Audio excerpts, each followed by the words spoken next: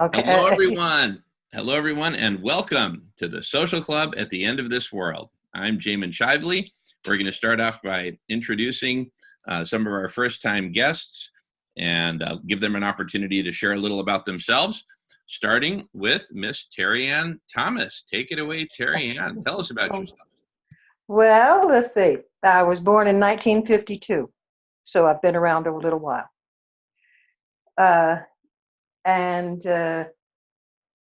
What else is there? My work, what I've done for work. I've done a lot of different things for work.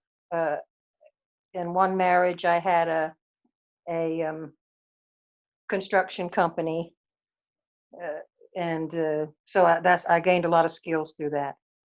And then after that marriage was over, I went on to build a house and sell it, and then buy two more and sell that. And so that's what I've done to stay afloat in the world. And then a few years ago, I realized that we weren't going to make it. And so I started something called total annihilation theory, which is multiple causations, not just one thing that's going to bring us to extinction, but right now there's multiple things that could bring us to extinction. So that's how I got involved with that. So I made a Facebook page. I've never really launched it. I keep adding to it, but I've never really boosted it as they keep asking me to do. I just don't want to yet. And now, for the first time, since hearing about Jamin's ideas and others, and that got me thinking, and I think this could be fixed. I think you could cool the planet.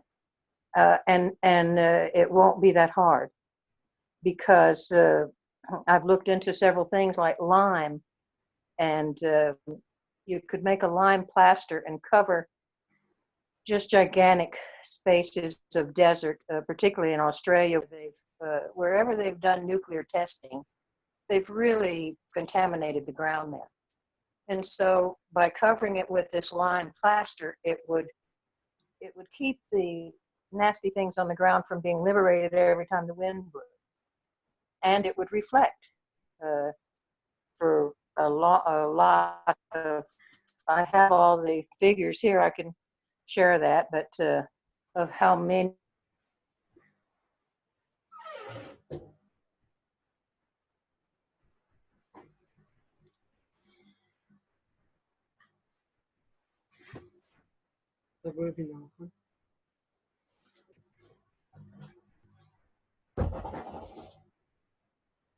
Terry Ann? Terry Ann, you kind of went quiet there for a moment. Okay, looks like she had a connection issue, but hopefully she'll be back. Meanwhile, let me welcome Alia. And now your screen says Adrian. I know there's another name you go by, but Adrian's fine if you prefer. And welcome back, Adrian. So great to see you, or so great to see your picture anyway. And welcome. Well, let's carry on. We're recording, so Terry Ann can continue when she gets back. In the meantime, Jim, would you like to give us an introduction to yourself? Yeah, I would. Thanks for having me. I'm sorry. I see Terry Ann is back. Terry Ann, you back okay? Oh no! I'm talking to no one. Sorry, Terry Ann, you okay there? Can you hear me? Yeah, we can hear you. Huh? We can hear you just fine. Oh, have you heard me all along? We heard you all along until about half a minute ago, and then you sort of trailed off and got disconnected, but now you're back. Welcome back. Yeah, I'm back. I'm just saying that to replace the missing sea ice would be 5 million square miles. That's just to replace in the sea ice, lost sea ice. Yeah. All right, looks like Terry Ann's got some connection issues, so But in the meantime, Jim, sorry about the false starts there, and thank you for your patience and your good humor and disposition. Much appreciated. That goes so far on collective intelligence, the attitude and culture. So back to you, Jim. Well, thank you, Jamen. I'm happy to be here today. It's a day where I luckily had a day off where I was able to join the meeting. I'm Jim. I'm from Harrisburg, Pennsylvania. Here today because I'm a concerned member of humanity. I believe that we are at a point of definitely needing some radical collective intelligence, and I've been so impressed with your forum that you've brought here to everyone to try to add what we can and participate where we can. I'm also about 10 months into this. I think I've tried to read as much science as I could possibly consume. I'm a physician assistant coming to the end of my medical career, and I'm looking to contribute as much as I can possibly contribute to an effective solution to the problem that we have. I guess in reviewing all the information, I started out by reading, I think it was William Hayes' book on experimenting on a small planet, to get a sense of the physics and science behind our predicament. And of course, I've tried to consume as much as I can on YouTube, with Guy McPherson and Peter Wadhams and all the people who are dedicating their career to the issue, to where I was pretty just depressed over the whole predicament that we're in. And when I came upon your meeting that you had with all the people who are in the scientific community, especially the Harvard scientist, Dr. Ye Tao, and the notion of cooling the planet came up. And like you said, we're in a burning building. First and foremost, we need to cool the planet, and then we can maybe, hopefully, over time, draw down the carbon in the atmosphere. And hopefully technology will at some point catch up to where we can do it at scale. So, as I get closer to retirement, I'll do anything I can. If it's go and bringing your coffee to anybody who needs help, I'm willing to do it, because I know that I have a daughter that's going to be 26 years old, and I want to try to give her the best hope of a good future that I can. So I'm here to learn, I'm here to contribute, and I'm here to do what I can do. And if I can be of any assistance whatsoever, Jamen, just please don't hesitate to ask. I'll be there in a skinny minute. So I'm Jim, and I'm here to try to help. Jim, thank you so much. That is so awesome of you. And I see my brother Fred putting his hands together. What wonderful spirit. Ehud, also thumbs up.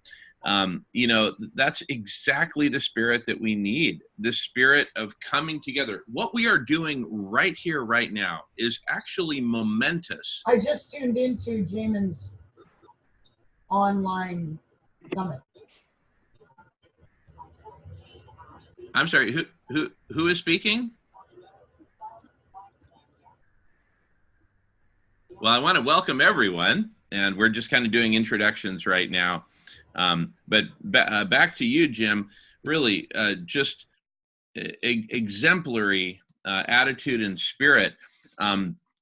We've sort of been conditioned into a world. We were all born into this world. A lot of us 50-some years ago, by appearances, and into a world where, I was born 51 years ago, in 1968, and I was born into a world where all the cues, the messages were basically along the lines of, we've got this figured out. you, Jamen, you know, welcome to the party. Your job is to first study for like the next 25 years, learn a bunch of stuff, carve out a niche for yourself, make money, chop down trees, build a house with those trees, kill a bunch of animals, eat their meat, and basically just, you know, do the dance that all the rest of us are doing so happily and successfully, and you'll be happy and successful too, right? Sometimes I literally put on the music to the song the Macarena. Dale a tu cuerpo alegría Macarena, que tu cuerpo es para darle alegría, you know, where we're all just kind of dancing to the same song. And, you know, to make the point, we were born into this world expected to freaking join the dance. And we're, you know, we've all, each of us individually and now collectively have realized this dance is the dance of omnicide. It's an omnicidal dance. And looks like Fred's trying to say something. You're on mute, Fred. In fact, Fred, I think you're up next to jump in and share. Terry Ann, welcome back. Welcome, Phil. Welcome, Alia. Welcome, Amira. Welcome, everyone. We're just kind of doing introductions right now. So if you'd like to introduce yourself, totally optional, by the way. By the way, it's always optional to talk on the Social Club. We're recording now. If anyone ever wants to pause for whatever reason, just request a pause and I'll pause recording. But anyway, and feel free to type into the chat as well. But Fred, I know you got some good stuff to say. So I just was going to say, in medieval times when the plague was ravaging Europe, there are people doing the dance of death, which was like a conga line. Just, you know, after you were talking about joining the dance, well, the dance we've joined, sadly, feels that way. Anyway, that was just a off-the-cuff remark. It's not. No, I love it, because actually what we're doing here is that we are creating a new dance, right? And we're inviting others to join. We're creating a new diet. Thank you, Silas. And inviting the world to join us in this new vegan diet. We're creating a new form of communication, collective intelligence, where we come together and have actual conversations about our problems. Imagine that, right? Instead of watching television and watching a bunch of paid professionals with agendas, you know, creating a certain sentiment which is conducive to us buying the stuff that their advertisers advertise. Let's see. And anyway, but we're doing introductions now and kind of getting into the conversation. So Fred, you were going to give an introduction to yourself anyway. Feel free to jump in. Yeah, I'm Jamen's would-be brother-in-law, and I recognize climate change as the most pressing issue facing all humanity. It's sort of like, it's a no-brainer to me.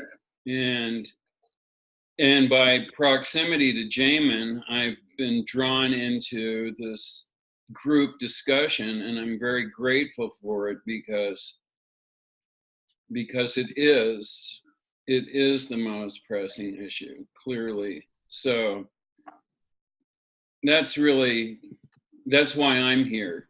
And I'm fighting my cynicism because I don't have a lot of confidence in human behavior. And I hope every week that I'm going to get a booster shot of confidence by coming to the Social Club. So there you have it. That's my comment about me. Beautiful. Thank you, Fred. Yeah. Well, I want to welcome everyone who's joined. I see Randall and Nolan have just joined. Nolan, who looks like he's on a spaceship in Mars or something, he's actually at the Zoomtopia conference in the Silicon Valley, representing Radish and the Social Club. You know, we're all using the Zoom video conference. In a way, Zoom is sort of like a very important nucleus for this whole collective intelligence. Nolan, you want to chime in and tell us how you're doing and how things are looking there for you? Things are looking good. I just listened to the opening presentation, and I'm wandering from the table now. It's it's a little loud in the room I just came out of, so I don't know how reasonable it's going to be to get people to join in the social club from there. But when I find a space like the one I'm in now with someone who's interested, I'm going to try to get them on here and socializing with you guys. Beautiful. I love that idea. That's Nolan and I had talked about this in advance. You know, just seeing our numbers now and the number of people who've joined since Silas kindly invited me to a conversation as part of his Vegan World series. By the way, I'd like to ask, okay, great. Thanks for muting everybody. You know, we've had a bunch of new people apply to, you know, be a part of Radish. And by default, everyone is welcome at the social club. I see the numbers growing, and that's super exciting.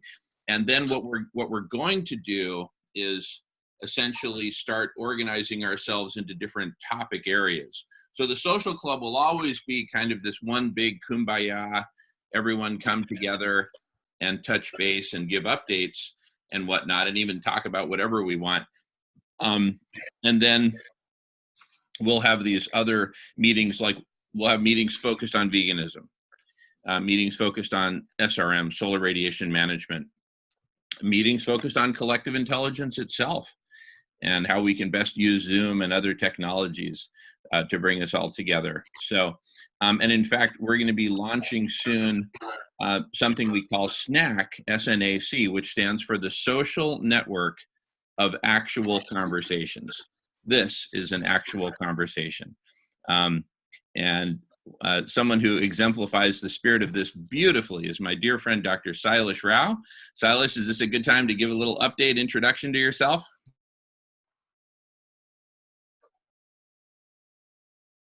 Sure. Thank you, Jamen. It was amazing to have this conversation with you during the Vegan World 2026 conference, and I'm glad that it's worked out to expand the social club. I really want the social club to become part of the Vegan World 2026 project, so we can have you all on Basecamp. There are lots of study groups on Basecamp, and we can have conversations around each of those study groups, which would be perfect. So anyway, I am Silas Rao. I've been working on this for the last 12 years. I'm a systems specialist. I used to work on the internet before that, and 12 years ago, I saw Al Gore's presentation on TV, and I was shocked. Well, 13 years ago now, and I wrote to him and I said, "How can I help you?"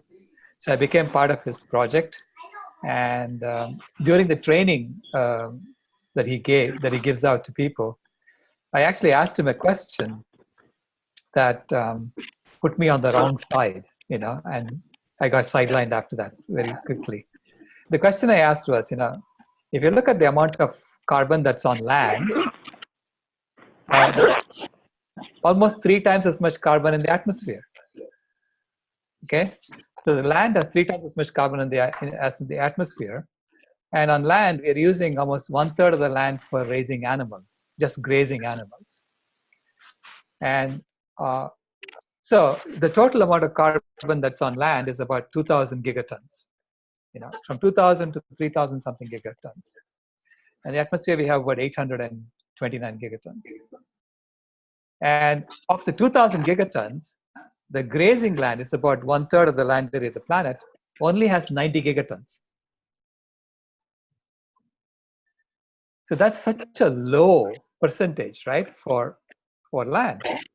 So I said, if we bring back the forests on that land, can we not reverse climate change? So that was my question to him. And he immediately turned to Roy Neal, his chief of staff, and he said, "How did this guy get in here?" So I realized it was something that he didn't want to talk about. And it wait, that was Al Gore who asked his chief of staff, who let this guy in here? Right.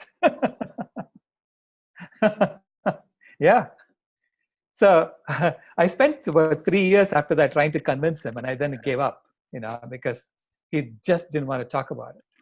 And so then I went to a professor at the University of Illinois and got him to show me were there forests where the grasslands are today? Were there forests 200 years ago? And if there were forests there, if those forests came back, how much carbon can we sequester? And the answer was, we can sequester more carbon than we have added to the atmosphere since 1750. We can literally reverse climate change. So I said, well, there's the proof right there. All you have to do is to bring back the forest that we cut. Why isn't anybody talking about this? They're not talking about this because it is going to completely upend the dance that they're dancing. They'll have to dance a different dance. But they cannot stop us from dancing that dance. So the vegan movement is the fastest growing social justice movement in the world today. Between 2014 and 2017, the number of vegans in the US increased by a factor of 7. And at that rate of growth, by 2020, it'll be another factor of 7. By 2023, a factor of 49.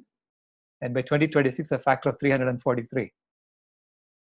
Which means if even 0.3% of the people were vegan in the US in 2017, 100% will be vegan by 2026.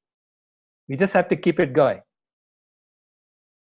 And there is no way that Al Gore is going to stop this dance, or anybody is going to stop this dance. So we are going to have a vegan world by 2026. This is our project, and this is what Jamen was part of. And I invite all of you to join this dance. Thank you. Beautiful, Silas. Beautiful. Thank you so much. I want to thank everyone for muting their microphones. Fred's got a comment to make in a second. I just wanted to let people know I muted Terry Ann as well as the person who called in by phone because we were getting some scratchiness. But I've just unmuted you both, Terry Ann and whoever called in by phone using the 603 number. So if you guys could mute yourselves, that would be awesome because I don't like to have to mute people. And Evan, welcome. Evan's dialing in from Germany. Welcome, Jamie. Boy, we've got like 14 people here. That's beautiful. All right, Fred's got a question, and then I'll turn it over to Adam and then Jamie to give introductions. And anyone else who wants to give an introduction, just feel free to raise your hand or signal that somehow. Adam, take it away. Tell us about yourself. Okay. Hey, thank you, Jamen. And nice to be here and meet everybody. I got into this a couple of years ago.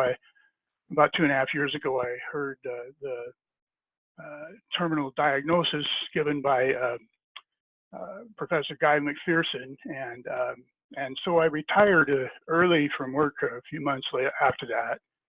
And a few months later, after that, I met Jamen in the social club and joined it, and have done a bunch of work, wrote the Road to Life plan. And I come from the perspective that I think that money acts like a poison to people, to humans.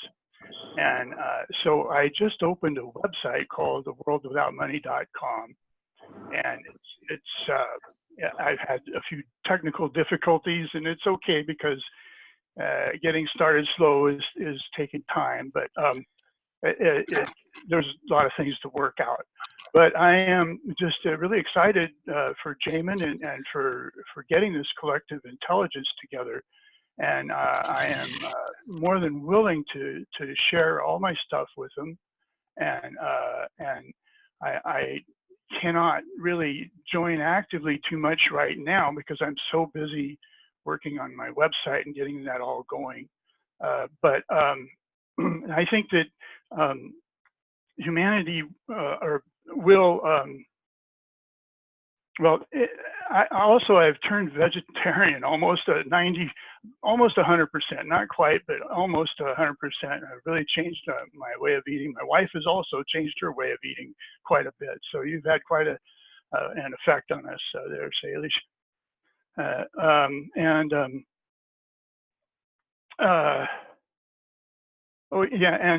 So the next video I'm going to do I've got a YouTube channel also called The World Without Money, and the next YouTube video I'm going to do is which I'm trying to get done here pretty quick, is going to be a list of positives, because there's a lot of things that we can do, like a number of you have pointed out. There's a whole lot of things that we can do. In fact, Professor Guy McPherson said that for a long time, the only thing he thought of that could work would be the collapse of civilization.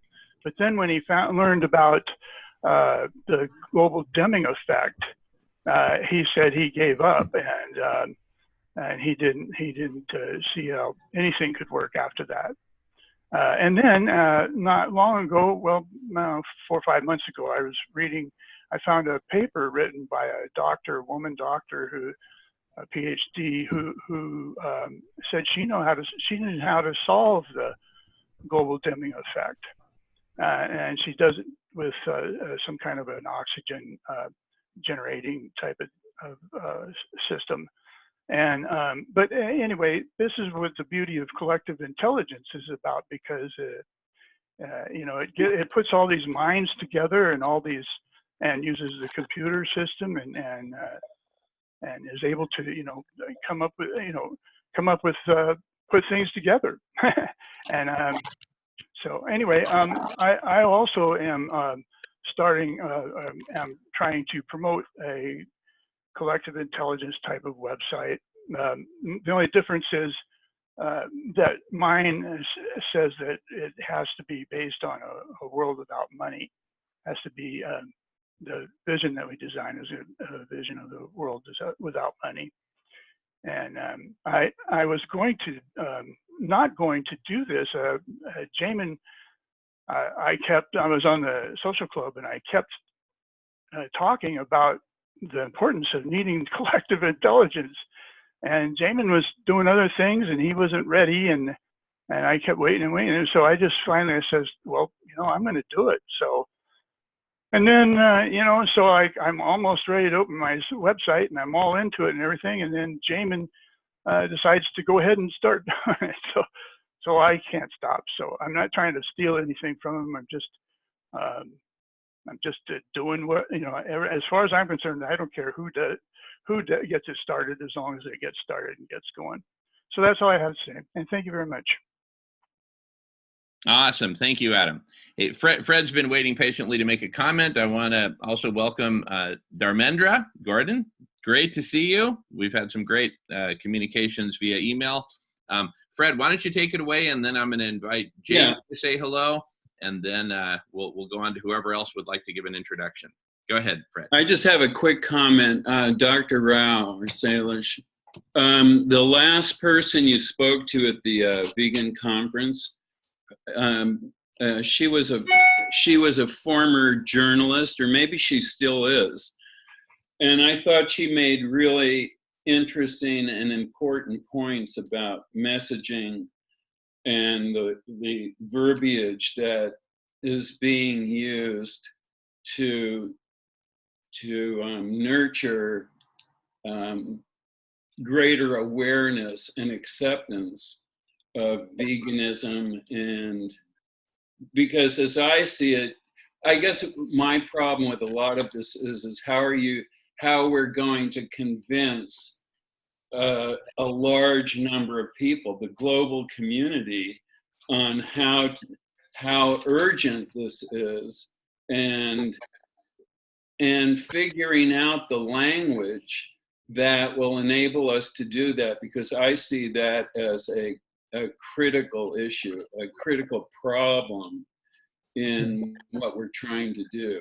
Because I know that there are, as she put it, trigger words that turn people off really quickly. So we have to figure out alternative language.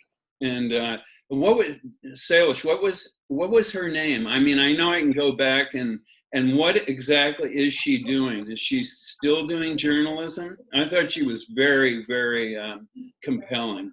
Yeah, she's awesome. Her name is Jane Wells Mitchell. I'll type it. So she used to be on Headline News, CNN Headline News. Oh, okay. She had her own show for 6 years. Today she's an independent journalist, and she still does live video. So on Facebook, she has about 1 million followers, Okay. and she is doing it just for the animals. It's called Jane Unchained News, and it's news. I'm sorry, what? It's called what? Jane Unchained. Jane and Change. Okay. No, Jane Unchained. Oh, Which Jane begs the question, what did she look like when she was all chained up? But I'll leave that for now. Right. Okay, Yeah. that's what I wanted to say. Was I thought that she brought up really important points. Right. Yeah. And, yeah. Okay. Yeah, we are working together on the white paper. Yeah. So working on the Well, white I'd paper. like to know more about that as you're doing it, because if I can make any kind of contribution or observations, that's probably the area in which I feel most Sure. confident. Yeah.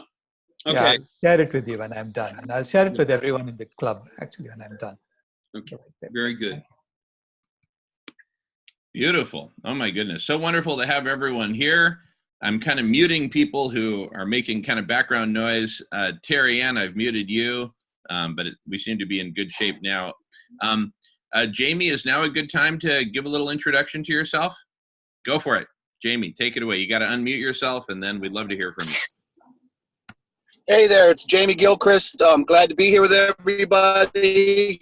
Dr. Rao, I was listening to what you said about Al Gore. It's amazing how blind people really are to the solutions. For those I haven't met yet, I'm from Cleveland, Ohio. I've been working with Jamen for a couple years on these various projects, all focused on getting the world's attention through various. And I go back and forth to Seattle whenever I can, and we jam out. And I've worked with Adam and Fred, and my background is local and federal government. And as such, I am a firm believer in the theory that this is on us. The governments of the world, there's a few that are sputtering forward. I mean, when Burger King and Taco Bell have to lead the vegan challenge, that says something about our society.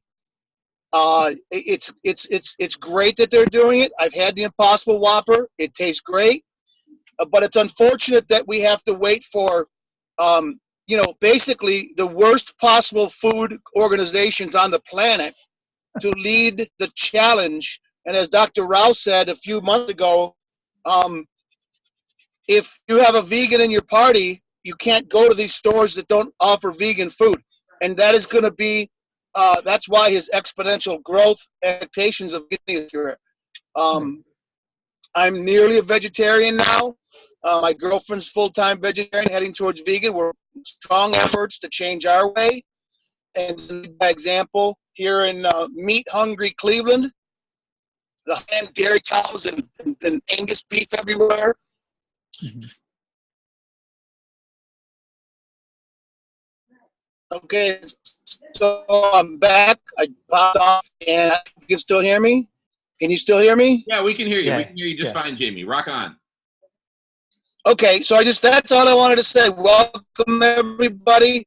Hopefully we'll meet more and more to grow and get better and better, and I'm a firm believer in what Adam's working on, the dangers of money and what radical collective intelligence. I'm involved with that group, and this is the beginning of the beginning, and we've got to stick to it, and we've got to not expect others to do it. That's, I guess, my bottom line. We have to stop expecting somebody else to do it.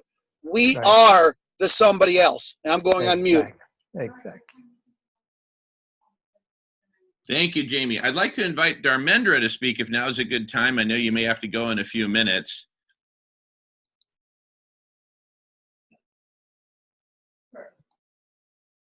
You just need to unmute there. If now is a good time. Oh, you can't use your audio. Okay, so Dharmendra can't use audio. By the way, Dharmendra, one option is to dial in by phone if you'd like to. Okay, but don't worry about it. It's just great to see you. We've had such good interactions of late. So who else? Just either wave your hand or speak up. I'm going to unmute Terry Ann and unmute the phone caller. If you'd like to jump in and share, anyone who hasn't shared yet, especially. Yeah, Terry Ann. Yes, yes. I say something about the world without money. Because we're not going to be able to do anything without money to begin with. I mean, we have to have money to do this. I personally could spend a little bit of money on this, but until it's everyone is doing it, until it's implemented, until the plan is implemented, there's no use spending. There's no use going out and covering 500,000 acres in lime if the rest of it's not being done. That's where, if I'm going to spend my money, it would have to be a concerted effort. The water, whatever floats, and it's decided. I think several things could be tried. That netting that I sent you earlier just floats under it. It could be floated, and maybe, but some of these things are going to have to be maintained. Anything that's done is going to have to be maintained. And then, of course, it's only probably good for 10 years at the most, and would have to be done again when you're using these kind of fabrics and things. So it's an ongoing industry, a brand new one, because it would be never ending. If you had to replace albedo, I think you're going to have to replace it forever. So it's not going to be like you're going to be able to put this out there and it does a little cooling and everything's okay. I think it may have to have cooling until they can find a way to vacuum the atmosphere and maybe reverse global warming that way. But I think it will have to be maintained forever. And that's a very big thing. So it's a whole new industry, really. It would be like farming, kind of, for the ground support thing. Although in some of those areas, you probably want to drive tractors with remote control. I wouldn't want to ride the tractor in some of those test areas, those nuclear test areas. They still set in Nevada, there's a 50 square mile radius that still sets off the Geiger count. Why not cover it up? Every time the wind blows, it's liberating it back into the atmosphere. So I think the lime idea is a good one and a cheap one. I could afford to cover 500,000 acres. But I'm not going to do it unless everybody's going to cover $500,000, 500,000 acres. You see what I'm saying? I do. We totally do, Terry Ann. Actually, the money question is part of a kind of a longer term transformation, and that's really a whole deep subject unto itself that we've covered extensively on the social club. I'm just kind of more asking for people to give introductions to themselves, and maybe quick responses to some of the points made, and that this speaks to the need for us to be able to create separate topic rooms so the people who want to talk about the money question can do that, right? People who want to talk veganism can do that. Obviously, everything intersects, and that's why we have the social club as this kind of general clearinghouse for everyone to be able to jump in. And but certainly appreciate your comments, Terry Ann, and would love to follow up with you and Adam on that conversation. I'm going to have to go in about 15 minutes because, as I mentioned earlier, I've got a huge deadline today and I just got to get back on it. Otherwise, literally, I would be here for hours. I think the longest social club we've ever done went for about 6.5 hours. And, we just get into a groove. I'll make a quick comment on that. This is not a place for just little sound bites. And you've got 30 seconds to speak, and then that's it. And then, we all hang up and go home. This is intentionally long format because sometimes we need to spend some time, rooting down into a given issue or a combination of issues to get to where we're going. But anyway, I'm going to shut up and let those who would like to introduce themselves. So if you haven't spoken yet and would like to introduce yourself, please feel free to do so.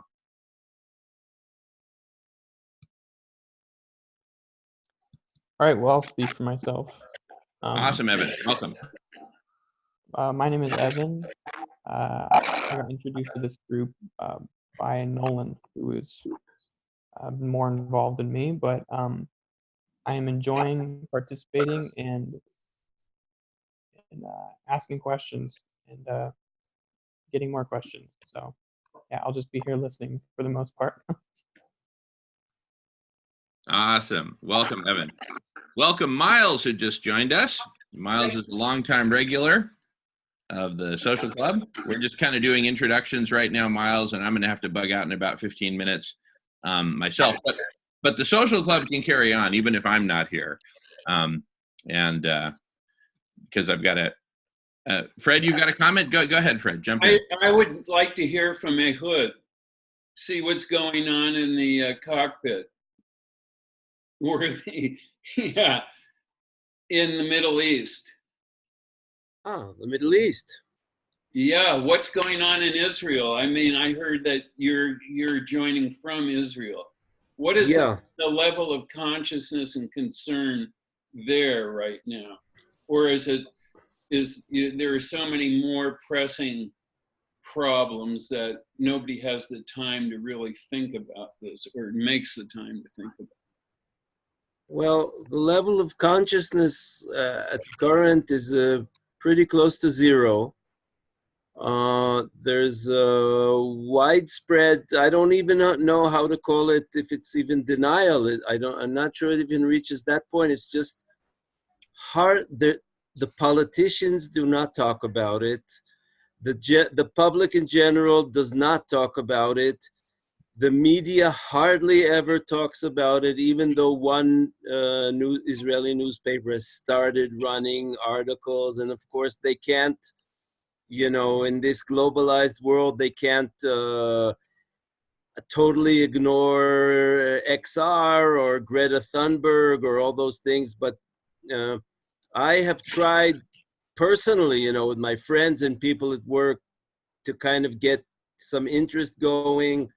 And I've been met with pretty much either total indifference and non-response or a bit of nervous joking and then dropping the whole subject. Why this is so, you'd have to be a sociologist.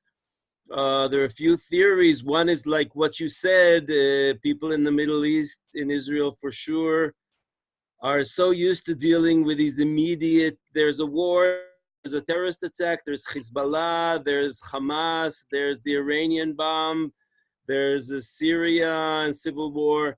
They're so used to dealing with immediate problems that to say to them something like, oh, in 10 years, we're going to have a food shortage, they're not fazed by that. What I was personally very, very surprised, just on a personal level, like I work for a computer company in Israel. It's an American company which has a fairly large office in Israel. Most of the people there are really smart. I don't think I'm bragging by saying that.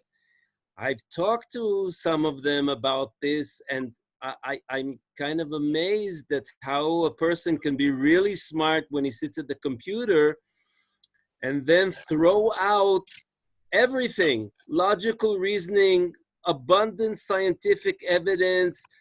They couldn't survive for a second without logical reasoning in the kind of work they do. If you're a computer programmer and you deal with abstract thought or whatever, I mean, you wouldn't move a second without doing something reasonable or logical, or at least based on evidence. And yet, I guess people are able to compartmentalize, a word I can't even say. So that's the situation I see here. I actually discovered that there's an XR branch in Israel, and I'm in the process of trying to join them, trying to see, what's going on. I don't know. It's interesting. I don't think that the Israeli public is necessarily more stupid than anyone else in the world. There were 2 elections here in the space of half a year, because after the first election they couldn't couldn't put together a coalition. They might be going on to a third one. Not even one party talked about this at all. It was not an issue. I think that in the Democratic primaries going on now in the US, it is an issue. Everybody has to relate to it somehow. So they have the Green New Deal, and Bernie Sanders said this, and Elizabeth Warren said that. But here, nobody, it wasn't even mentioned. You know, it's not a problem. That's the sad situation here. How it is in the Arab countries, I wouldn't know how to say.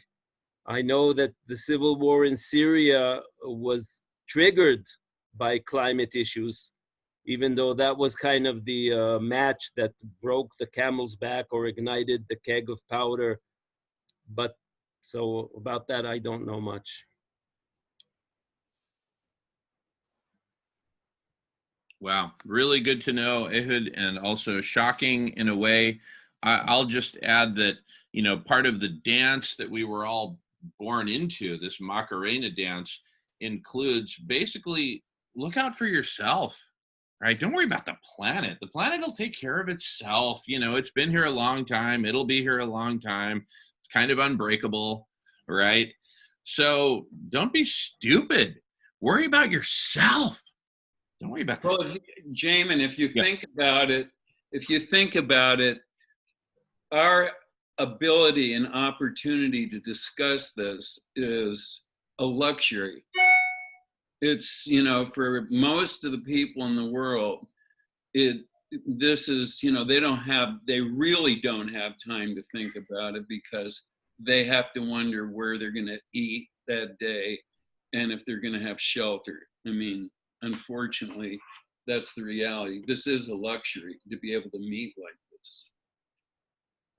No, it totally is. And those of us who have this luxury, I've used the term noblesse oblige, but basically we have a responsibility, since we're blessed with the luxury of time and connectivity and freedom of thought and freedom of expression. We have a particular responsibility to leverage these assets and lead this, to paraphrase Pope Francis, to lead a bold cultural revolution, which is what we are literally leading right here, right now, right? When my ancestor, William Whipple, signed the Declaration of Independence in the United States, he started out as a handful of a few dozen revolutionaries who were willing to risk their lives to make a big, bold change, and indeed cultural revolution and actual revolution. I'm personally not calling for any kind of actual revolution in terms of violence. I'm as nonviolent as they come. But a bold cultural revolution, I'm all about that, and we are leading that right here, right now. All of us are.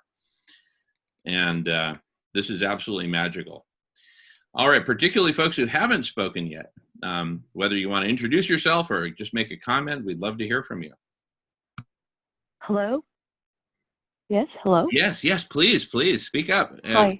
My name is, I'm new, and my name is Cynthia Anderson, and Salish knows me as Somaya, but I've been very isolated for many years. I'm a single vegan mom, and I've been at my wit's end about how to deal with the school system and their programming and what kids regard as food or what is not food. But in terms of your projects and your overall goals, we should try to get as many people to volunteer whatever it is they have, you know, materials, labor, land. And also if we could set up like a barter system, you know, where like if we need an attorney to write a petition, somebody else could do some typing or filmmaking. So if you could set up a barter system, that might be one step towards the transition that people are expressing here today, maybe. Just an idea. Yeah, barter or volunteer. Just volunteer. You know, Right. we're all here volunteering Mhm. our time. There's no money changing hands. That's part of the beauty of it. And Mhm. Adam, of course, has pioneered this idea of a world without money, and which is just super exciting. So we can actually begin to model this new dance outside the monetary system, you know, starting with Mhm. collective intelligence and then leading towards collective action, Mhm. as we, you know, as we figure out and design and model these various solutions that we're talking about, like SRM, like veganism, like collective Right. intelligence itself. Yeah, great Mhm. comment, Cynthia. Okay. And welcome. I'm very, very happy you're here, Cynthia. Thank you. Yes, thank you. Mhm. And Yeah, keep coming. Keep coming to the meetings and contributing. This is what we need. Yes, I've contacted Rowdy Girl Sanctuary, which is a, you know, they used to raise cattle, and they're now a vegan ranch, and they have their ranch advocacy program going. And I contacted her about this initiative called Metonomics. If you guys get a chance to get this book, it's by David Robinson Simon.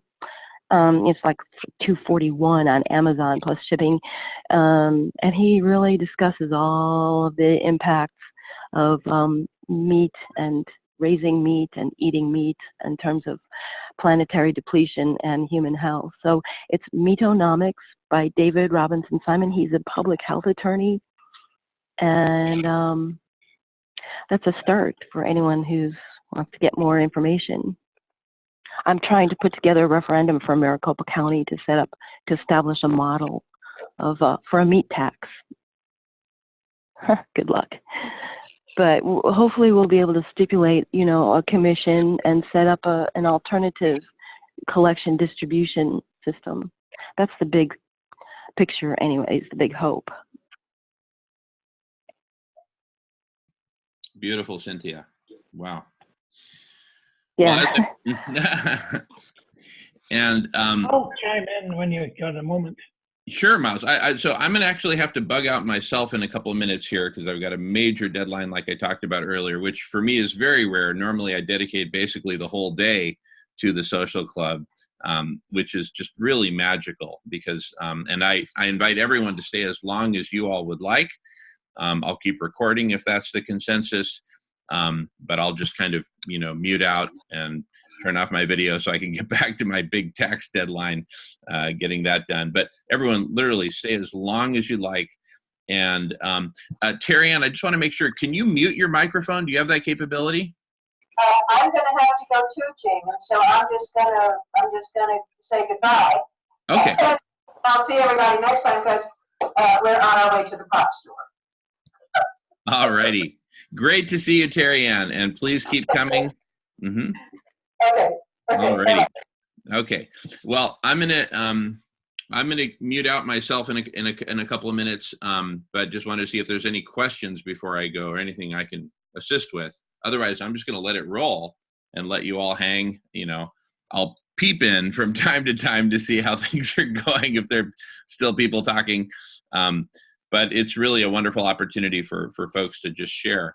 So if there's any questions, I'm here to answer right now, and then I'm going to bug out and kind of tune out. Yes, go ahead. I was curious if I missed any framework for the conversation that was brought up at the beginning.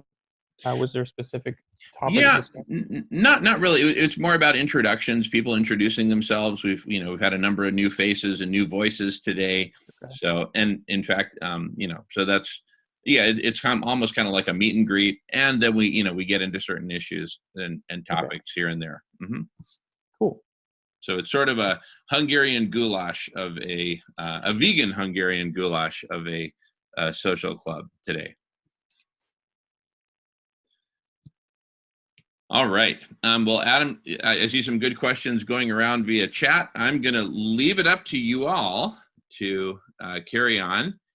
And I know Myles is in the queue to speak.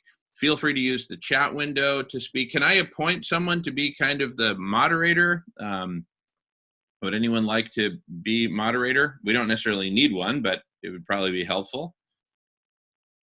So that if there's a lot of people in the queue, someone who can maintain the queue and whatnot. Any volunteers to moderate? just raise your hand if you'd like to volunteer. Okay, Myles, thank you. Myles from Calgary, Canada will be taking over as moderator. I'm going to mute out and turn off my camera and get back to my big tax deadline and carry on. Myles is moderating. Great to see you all. So sorry I have to bug out right now. I will be back. We do this every Tuesday starting at 11 a.m. Pacific time. Everyone is welcome to keep coming and stay as long as you want. And again, sorry I need to bug out, but got to get back to it. And I will see you all soon, and we'll be in touch via email as well. Thank you all so much. Love you all. Great to see you all. Myles, take it away. Thank you, Jamen. Let me know if my audio is not very good. Anybody out there? Hopefully it's good. So my name's Myles Flagg. I'm in Calgary, Alberta, Canada, also known as Mohkinstsis and Guitsis, I believe, is the Tsuut'ina Nation. Otherwise, you can point to your elbow to tell people you're coming to my city.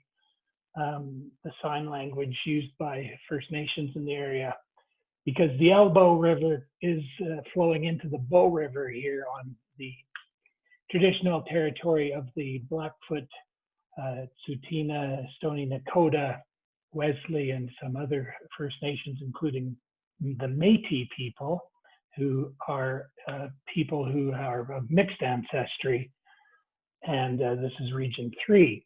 So anyway, I just wanted to update. I, by coincidence, found myself down at our downtown public library, and I got to drop in and say hello to a elder of the Siksika Nation, Francis Meltingtello, and I've got his address, and I told him that I'm in the process of writing a letter to the Queen. Now, some people may bristle at the fact that I'm communicating with the Queen, because in many people's perspectives, she represents colonialism. However, I would ask that we also take a moment, though, to reflect that we might not totally appreciate some of the changes that have occurred, and in fact, in the monarchy, and for the Americans and the rest of the world, if you don't realize it, Canada is a constitutional monarchy, and Queen Elizabeth is also known as the Queen of Canada, and she's technically my head of state. And I never actually appreciated it until very recently, that I'm actually, as a citizen of Canada, and many Canadians probably don't realize it, I pledge my allegiance not to a constitution. I actually pledge my allegiance to the Queen. So she's a reality in Canada that has to be reckoned with.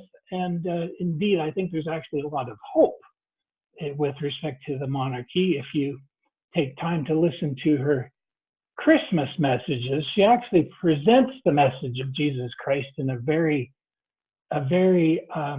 universal way, not as necessarily that anyone has to embrace Jesus Christ as anything other than a very wise historical teacher. That's quite okay. I believe, in fact, that's essential.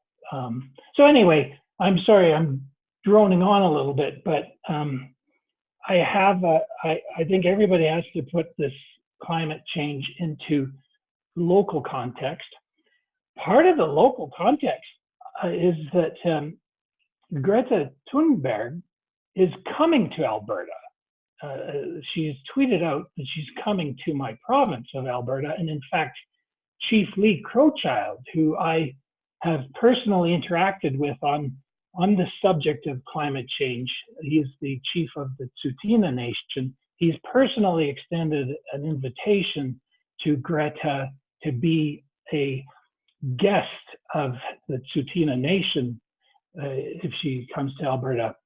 And I would like to acknowledge that the Social Club is has been instrumental in giving me the courage to engage on this question. It was through the social club that I actually met Stuart Scott of Scientists Warning, and our prayers for Stuart Scott as he's dealing with serious health issues. But what Jamin's always talking about is, we're like pebbles tossed into a pond, and we send out perturbations to each other and encouragement, and that's what I've gotten from Social Club. And I may actually have been the very first individual to do a climate strike here in Calgary last December. Again, because of Social Club encouragement, I actually made up some signs. I went down to City Hall and managed to have my signs up in my little display for 30 minutes before security came along and said, you can't do that. Okay, so I learned some rules there and headed over to the library, and I was told, well, you can't do that here either. Okay, so just how do I exercise my freedom of speech? Anyways, there's a number of bylaws that you have to contend with. I ended up finally out in the street. But nevertheless, I made the point. Anyway, to summarize, very excited Greta is coming to Calgary or to Alberta. I hope she comes to Calgary. I hope she takes up Chief Lee Crowchild's invitation and perhaps get to meet her. Anyway, that's my introduction. Very thankful to be here on Treaty 7 and acknowledgement of my First Nations original inhabitants and the people that rightly have need to be brought into an authority role in addressing climate change. And I guess I got to look at the queue since Jamin put me in charge. I'm not seeing anyone's name in the chat.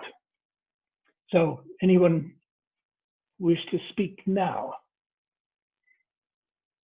Okay, Adam. Over to you, Adam. Thank you for using the chat. Hey, Myles. Well, there's just several things I would like to say. First of all, I'd like to clear up a misconception that Terry Ann said that, and most people think that a world without money is about ending money, and it's really not. It's about humanity coming together on a collective intelligence platform and using technology to develop a vision or a set of plans for how to get out of this mess after and the goal for the plans to be done is before the collapse of civilization comes. So the idea is that you build the vision or the plans, a detailed set of plans, and you build them outside of, it's the way we can, if it's like building a skyscraper, you can't build a skyscraper until you design it first. And this is a way for people to design it without having any of the obstacles or anything in the way. So you don't have to worry about how much it costs or anything like that. You simply design what could be. And then it's implemented when the collapse comes, and that means that there wouldn't be any money and there wouldn't be any government anyway. So it's not about ending money, it's about showing people how to develop a vision so that we can survive. And then there's a couple other things that I wanted to point out. What's exciting about collective intelligence is that people can come together and speak without a language barrier using the technology that we have. And we've really not been able to do that since the beginning of civilization, pretty much. And so that's a really big thing, a profound thing. And another thing I wanted to say was, since 1945, or the end of World War II, the population back then was about 2.52 billion people, and now it's over 7.7 billion people, and so it's tripled. since then. It's doubled since 1972. We've added 3.85 billion people to the planet. So this is a real a dynamic that we're not used to. And I think, personally, I think that that basically humanity has become unmovable because we're so big. I think that the elite and the governments, you know, if they could, they would institute martial law to get us. But I think we've become too big to do that. It's just impossible. So I think it's important that humanity come together in a collective intelligence, because humanity needs to be able to make itself movable. That's the way we're going to be able to survive. And the final point I wanted to make was that statistics show that the top 20% or 20% of the people hold 90% of the world's wealth. So I would venture to guess that you and I, people I can see here, pretty much most of us are in that 20%. And I just wanted to point out that, you know, it's not the poor people in the third world countries that are generating the carbon footprint. It's the 20%. And we've been to 20%. You know, the whole world has been, the concrete jungle that has spread throughout the world has come from the 20%. Now, I'm not blaming anybody, and I'm not saying that it's our fault, but the reality is that the 20% has the power of money. And with that power, we've created an unsustainable world. So, you know, we really need to change first. And we are also, you know, we're the ones actually standing in the way, and we're the ones that can actually do the most to turn things around. Anyway, so that's all I wanted to point out. Thanks.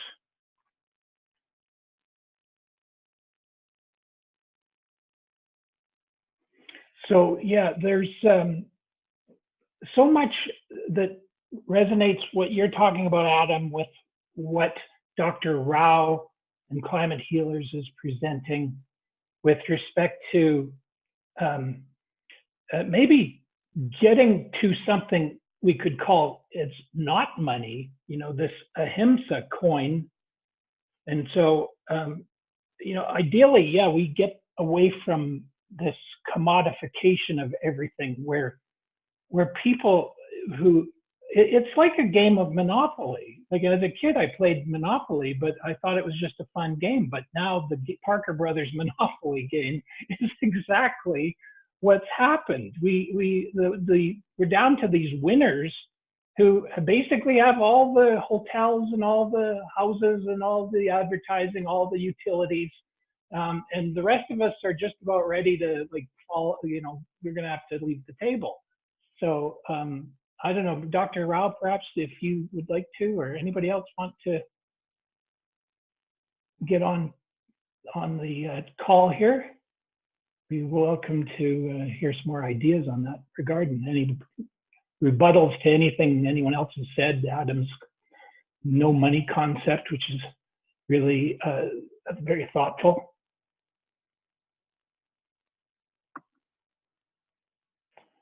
Jim. Yeah, thanks, Myles. I would like to just get back to the point of the notion that the planet is on fire. And, you know, I think that, you know, we can do many things in parallel, but I think when it's time to pull the fire alarm, you know, it's time to have the fire trucks come out, you know. And, you know, why the majority of the population is numb to the reality, don't know the reality, don't want to know the reality. You know, there's cognitive dissonance that I believe is critical over time to human survival. You know, there's always been risks and threats out there. And I think that, you know, many people just live in that level of consciousness, you know, where they have to, in order to get out of bed every day and pull their pants on, they have to, you know, realize that, you know, that every little random possible bad outcome won't happen to them on that given day, you know. So there is that population that I think, you know, doesn't know, doesn't have time to know. Maybe they're just in denial. But the fact is that the planet is burning up.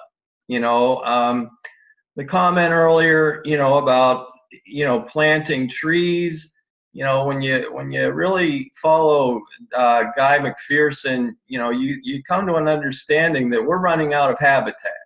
You know, warming is occurring at such a rapid rate that you know the forests are burning. You know, the forests are burning all over the world, and I think we have to put the fire out. I think that is first and foremost. Not to say that we don't have to do more than just that, and that we just can't do that. But that's where I'd like to kind of challenge or put that out to the group. You know, as to the one question I do have about solar radiation management. You know, on the surface, it seems like there's a lot of common sense rationale for deploying such a strategy. But if you ever Google it, and I'm going to ask the group what they found, if you ever Google it, it's often discouraged. You know, solar radiation management is discouraged, and I don't know exactly all the science behind that. You know, I'm sure there's a corps of engineers out there, just like the Army Corps of Engineers, you know, who are always at work at trying to mitigate problems, you know, either environmental or otherwise. That there are people who know the ramifications, you know, of doing these things. And just to say that we can do it without fully appreciating the consequences, you know, I think we have to consider all those consequences, you know, and the impact globally. So I'll just throw that out to the group and see if they know more about solar radiation management. I'm just curious. Thank you.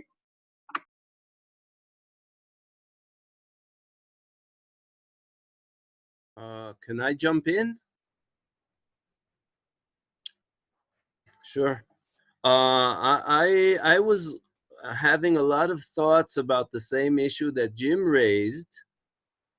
It seems that the technical problems here are the least of the problems of this issue. This is a minefield of political, social justice, even military stuff. I've heard that the Pentagon would love to get their claws on this kind of technology. This is a very, very, you know, it's so controversial that, as far as I know, not enough money is going into even research it. And that's a big problem, because eventually, I'm just guessing, I'm not a climate scientist, but eventually it will have to be used as a, you know, like someone is in the emergency room and you have to do quick and dirty solutions or they'll just die. So this will probably be done. It will be done without enough basic scientific research, because you have to do something, and this is, you're in the emergency room. And then I, for instance, saw on YouTube an interview with Michael E. Mann, which some of you are probably familiar with. Not a person that you could accuse of being against solutions to the climate problem. He's one of the most outspoken scientists on the subject. And he said, how do we know what will that do?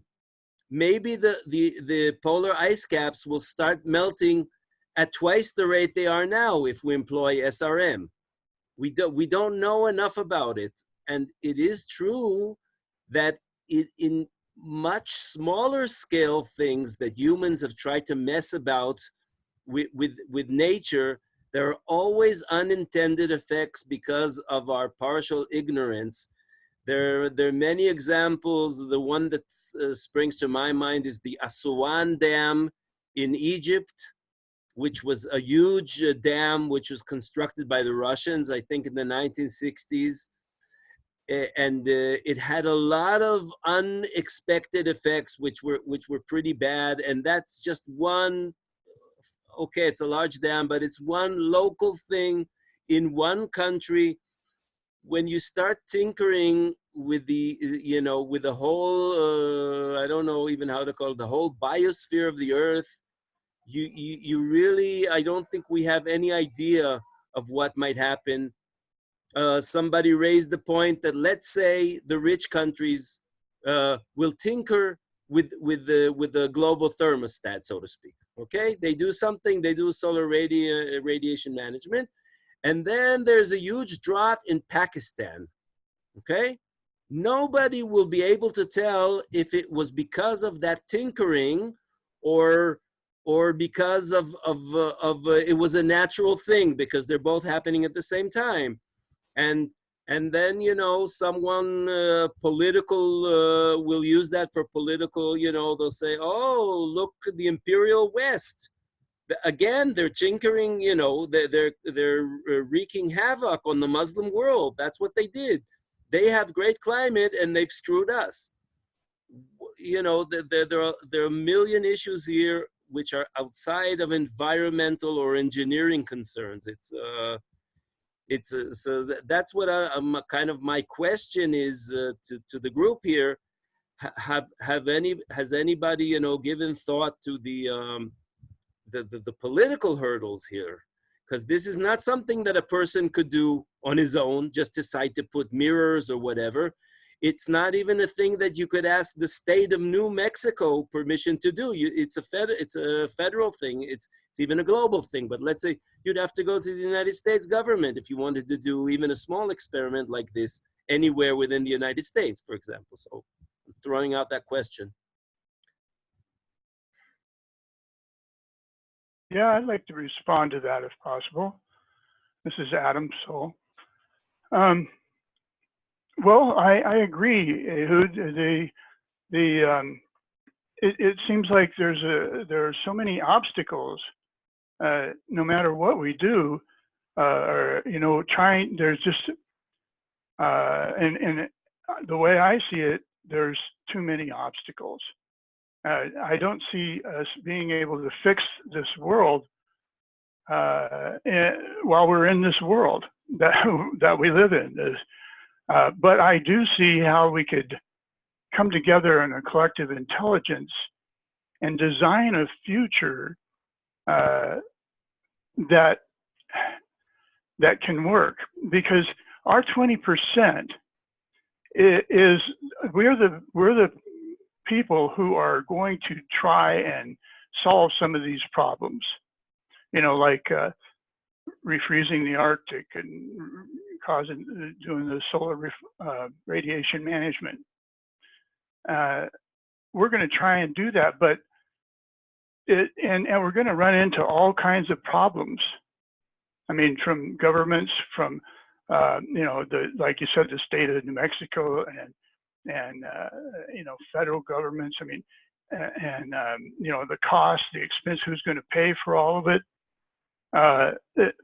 There's just so many problems that I don't know how we can realistically do it. I hope we can, and I want to, but I think that at some point, I mean, Mother Earth is she's like starting to scream and howl, and her voice is not getting softer; it's getting louder. And I think there will come a point where her voice is so loud that humanity will really start to listen. And if we're ready at that time with a plan, and that's what I'm talking about, is developing this plan so we can be ready to give it to humanity when humanity is ready. And then we can change the world. That's the way I see it. And the only reason I've seen this is because my stance on money. And geoengineering is, people are afraid of geoengineering, and that's why you look on the website and you see so much against solar using these thin film reflective materials, and it's understandable. There are other methods. There's a number of methods. There's I think it was in Denmark, a bunch of engineers did a study, and they determined that the Arctic could be refrozen by building up the ice in the winter by putting out 100 million, well, at least 10 million to begin with, wind-powered seawater pumps. And it would take so much steel and stuff to manufacture all these pumps. It'd be like the United States entering World War II again, and converting everything, and converting our factories over and just focusing on that. And that's what we should do. But we live in a system that's become so big and so set in, and that we can't. We're not able to do it. But we can do it in the digital world. We can do it in unreality. And then when humanity is ready, then we'll have the plan ready. That's what I think. Adam, let me just say something to that.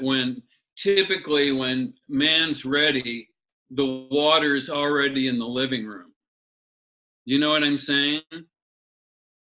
It's like human behavior is, people don't generally move until the problem is upon them. And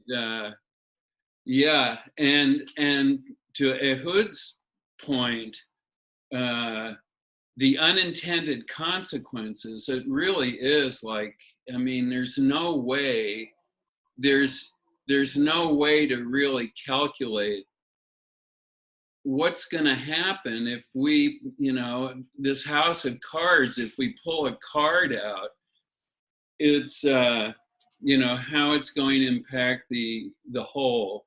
That's one of my concerns is just the problems. There are too many of us on the planet, and the problems of addressing the needs in a global situation, a global crisis, are just there. It's overwhelming. It's like, let's just say the coal miners in Virginia or Appalachia, to shut down the coal mines dislodges them or interferes with their life in such a way that they have to make a sacrifice. That's just an example. There's so many places that are going to have to make enormous sacrifices to see if the solution for one part, that Ehud made that point, like, it might work in some part and improve the climate in one place and create a desert in another place. It's just, unintended consequences seem like the unintended consequences, I think that one of the best models for us to always keep in mind, and we still need to deal with, is nuclear energy or atomic energy. And when Richard Nixon was president of the United States, he envisioned 1,000 nuclear power plants in the United States alone. Well, that didn't go very far after 3 Mile Island. However, you know, it is an example of the hubris of technocrats. Right. In Fukushima today, we have a couple thousand, maybe up to close to 3,000, who knows, maybe more, of these 1-ton bags of highly radioactive waste. With this typhoon that swept in there a few days ago, these bags have been swept out into the rivers, and it's now all this work of raking up these leaves and contaminated branches and soil. You know, it's all now going all over the place. And plutonium particles, or these radioactive particles, you just inhale one, and it's lodged in your lung and gets into your system. And it's a little radioactive emitter for the rest of your life, just burning in the cells around it. And eventually, you know, it's going to cause cancer. But they'll say, oh, well, how do you know that Fukushima caused you cancer? Because there's a delay. But anyway, this radioactive crap is getting spread all over the planet now. And so, yeah, we do have to be very careful. I would like Myra, if she would like to talk to, you know, some of the concepts of veganism. I'm not going to say I'm a vegan. I'm a friend of vegan. I'm trying to be vegan. I made bean burgers the other day, and they were delicious and very easy to make, black bean burgers. But, you know, there might actually not be too many people on the planet if we get all the people working together, changing their diet. This gentleman, Julian Cribb, journalist, environmental journalist in Australia, he says, we got to think of our jaws as more dangerous than the nuclear bomb. What we eat is probably causing more damage than the nuclear industry ever will, and even the nuclear bombs. And because a pound of meat, I just saw this in a book by Julian Cribb. I was at the library, as I said this morning. 50,000 liters of water for wool is terrible. Like, if you're wearing wool, you're not helping the planet because it takes a tremendous amount of water. And so if we can change what we eat as best we can, ideally be 100% vegan. I think there's a lot of hope for that. And I don't know if Myra, you were posting a comment. Would you like to speak to that? You don't have to if you don't want to, but I appreciate Sure. it. Hi. Yeah, I am kind of shy. I was just going to listen, but I do think it is extremely. I'm Amira, by the way, from Mesa, Arizona. I live near Dr. Rao. Yes, this is a very frustrating situation, especially with the recent climate strikes across the world. And when protesters who were vegan went in to speak on behalf of, you know, what's going on, that 51%, if not more, of what's causing the climate change is a result of animal agriculture worldwide. That at the climate strikes, even the so-called environmentalists didn't want to hear it. And this is now becoming a huge crisis. I am at my wit's end, along with Jane Velez Mitchell, who was at the climate strikes, actually spoke directly to Jane Fonda, who told her to shut up, about stopping eating meat. It is becoming very critical. It's, you know, a lot of people think that vegans are just some sort of hippie group or a cult. A true vegan, such as myself, who is also an animal activist, animal rights activist, first of all, you know, we do it for the animals and the planet. It is not about, for us, giving up eating animals and their byproducts is not a sacrifice on any level.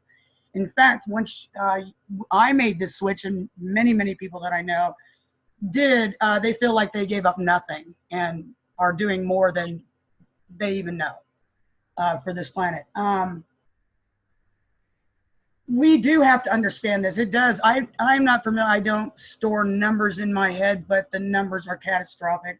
across the board as far as how much water it does take to produce one hamburger, how much it takes to grow crops to feed soy and corn to the animals.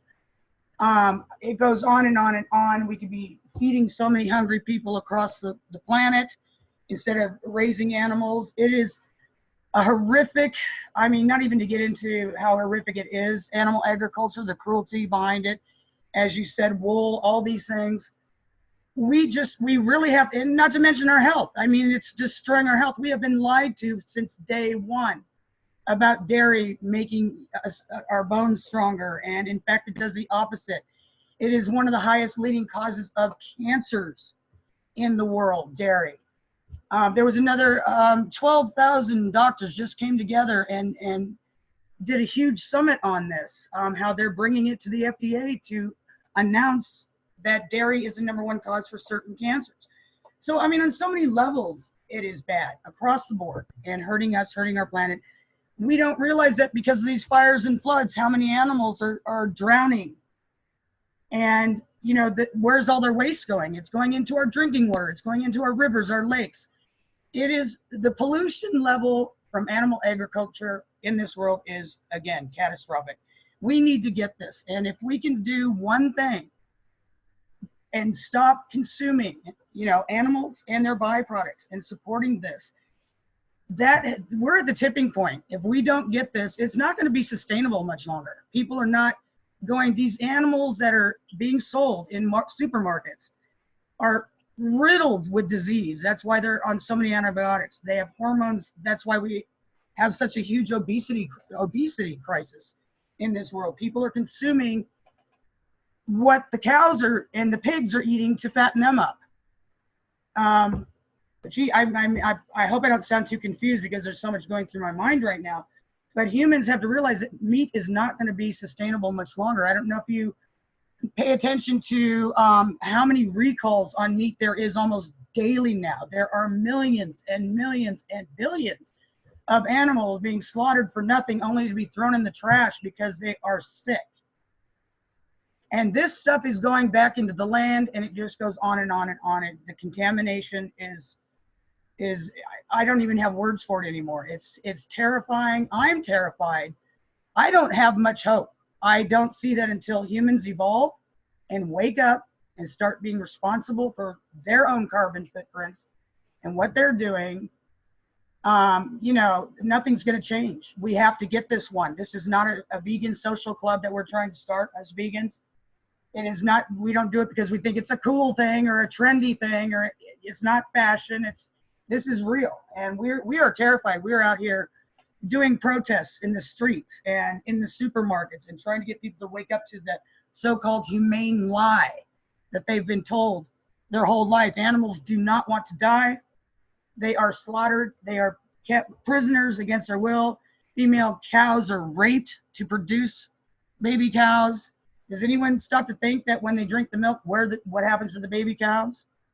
So it is, you know, it's just, we have to become responsible. I've been vegan for 8.5 years and I've never been healthier. I don't miss a thing.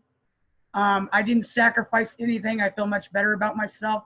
You know, I went vegan or vegetarian 20 some years ago. And the reason for that was about animals as well. Because I also believed, from like a lot of Eastern philosophy says, that when we consume an animal, we consume its fear from being slaughtered. We consume all kinds of stuff and we eat that. And I believe that we react as a result of that. I believe that if a lot of people didn't consume the death of animal flesh, you know, that there wouldn't be as much violence. We're not going to stop wars. We're not going to stop all the problems in this world until people start with the basics. So, I mean, that's just where I'm at with that. I don't mean to offend anybody. I'm well aware that probably everybody's not vegan, but it is something to consider. We cannot do anything for this environment if we don't stop animal agriculture. That is why the Amazon is burning. That is why Africa is burning. They're clearing the land to plant soy and corn to feed livestock to produce more beef. It's that simple. That's why they're doing all the purpose, the burnings on purpose, is to create that for more money, more greed, nothing else. So we've got to get this. And if we keep doing it, we keep supporting it. If we stop buying milk and dairy today, there's not going to be a need for it. That part of it's going to stop. But so I think that we really need to really get that point across to people and say that, if we're going to keep supporting it, our environmental, efforts aren't going to go very far. And I think it's so important that the facts that Dr. Rao has explained so well in his 10-day online webinar that I invite everybody to review, but he points out the calculation as to the damage that is done by animal agriculture, industrial agriculture, is not being calculated correctly because they do a simplified calculation that only looks at a local level of carbon footprint. What it doesn't take into account is that the amount of deforestation that has occurred is just huge because of animal agriculture. And that's where this damage of animal agriculture is so immense, because if you consider the amount of drawdown that has been diminished, wiped out because of deforestation, it pushes that industrial animal agriculture to over 50% of our problem, not just 14%, not just even 3%, it's over 50%. And it all started when we began herding animals. We started to herd animals and concentrating these animals, and it's gotten worse and worse. And it's interesting, I'm not saying I'm a linguist or anything, but I just make a connection. The word herding, to herd an animal, is very close to the word hurt, to hurt an animal. And also think about it, not only did we herd animals, but we herded indigenous people. This is one of the things I'm very much ashamed of as a settler here in Alberta, and I'm trying to make amends for that. But we actually herded the very spiritual people who were the indigenous people of this land, and they had, if they did use like the buffalo, they were very respectful. When the white men and settlers of all colors came in, they wiped out tens of millions of, maybe 100 million bison. And the city of Regina, you can tell I'm Canadian because I can say Regina with a straight face. It used to be called Pile of Bones, because you can see pictures of huge piles of bones. They were slaughtering the bison for the making of leather belts for steam engines. So anyway, a bit of a rant, but just some things to consider. And going vegan, or at least trying to, you can do that right now. There's no having to go and make some thin film even. You just next time you go to the store, you buy cans of beans and look up bean burgers. Anyway, Adam, you're next. Sorry, I ranted. Thank you. I got to go, guys. See you later. It was a great meeting today. And I think this was the best one so far. I'll see you guys next week. Yeah, take care, Fred. You too, Adam. Bye-bye. Well, yeah, I'd like to respond to a few things that were said. First of all, Myles just mentioned that us white people did this stuff to the Indians, and I'm not denying that. However, I am saying that we are a new generation, and none of us, absolutely no one on earth, got to choose what womb we were born out of. Nobody got to choose whether they were born in a third world or a first world or black or white or anything. So, I mean, I didn't commit the sins of my forefathers, and I wouldn't, I mean, so it's not that. So I think that blaming each other is not going to get us anywhere. And another point I wanted to make was that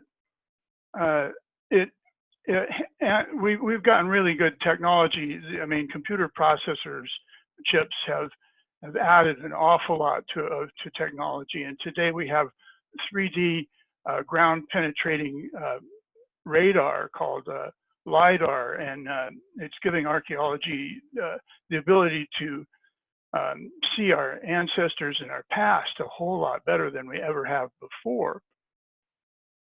And so the anthropologists say that for generally speaking, there was about 10 million or less people on Earth for about the last 300,000 years that our Homo sapiens species lived on Earth. And we lived as hunter-gatherers for most of all that time.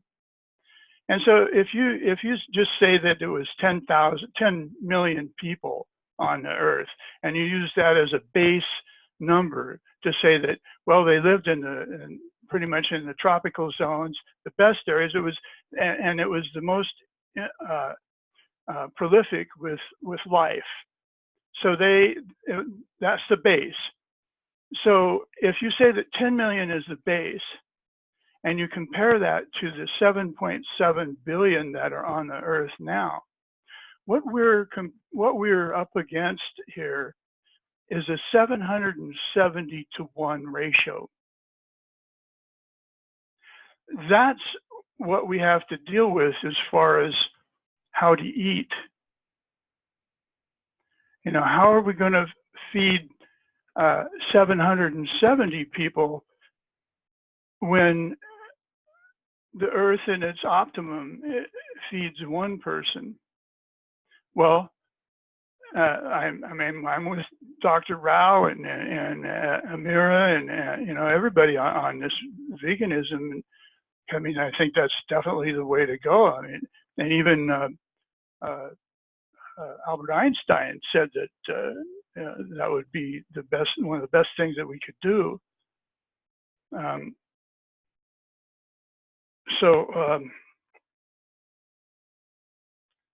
There's lots of answers out there, and I think, you know, getting together on collective intelligence is really the way to go, because there's so many answers out there, but there's no place to put them together. There's no organization. So how, you know, we need to get organized and to be able to do these things, because I mean, veganism is super great, but there's a whole lot of other things that have to be done too, and it all has to be put together in one package. And the way to put this together is through collective intelligence, in my opinion. And I'll just wrap up here with one more point, is that what money has done to us is caused us to take huge, giant risks with life on Earth. I mean, it's insanity to build nuclear power reactors without even knowing, before we even know how to dispose of the waste. And why did they do that? It's just insanity. And it's insanity to do a lot of the things that we've done. I mean, cause overpopulation, put all this carbon in the atmosphere, all this stuff is just insanity. And it's come from our 20%.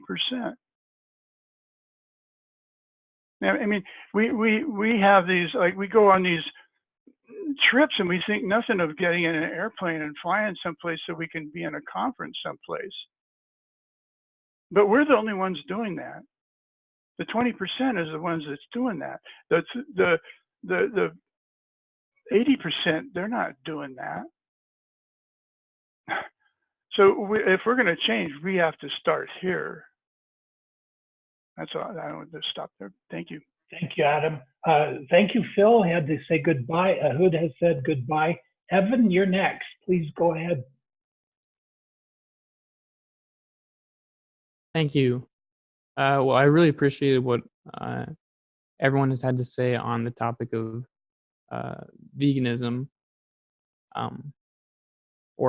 I like to specify veganism as being plant-based, because I think realistically, like we want to make sure that we're not processing a bunch of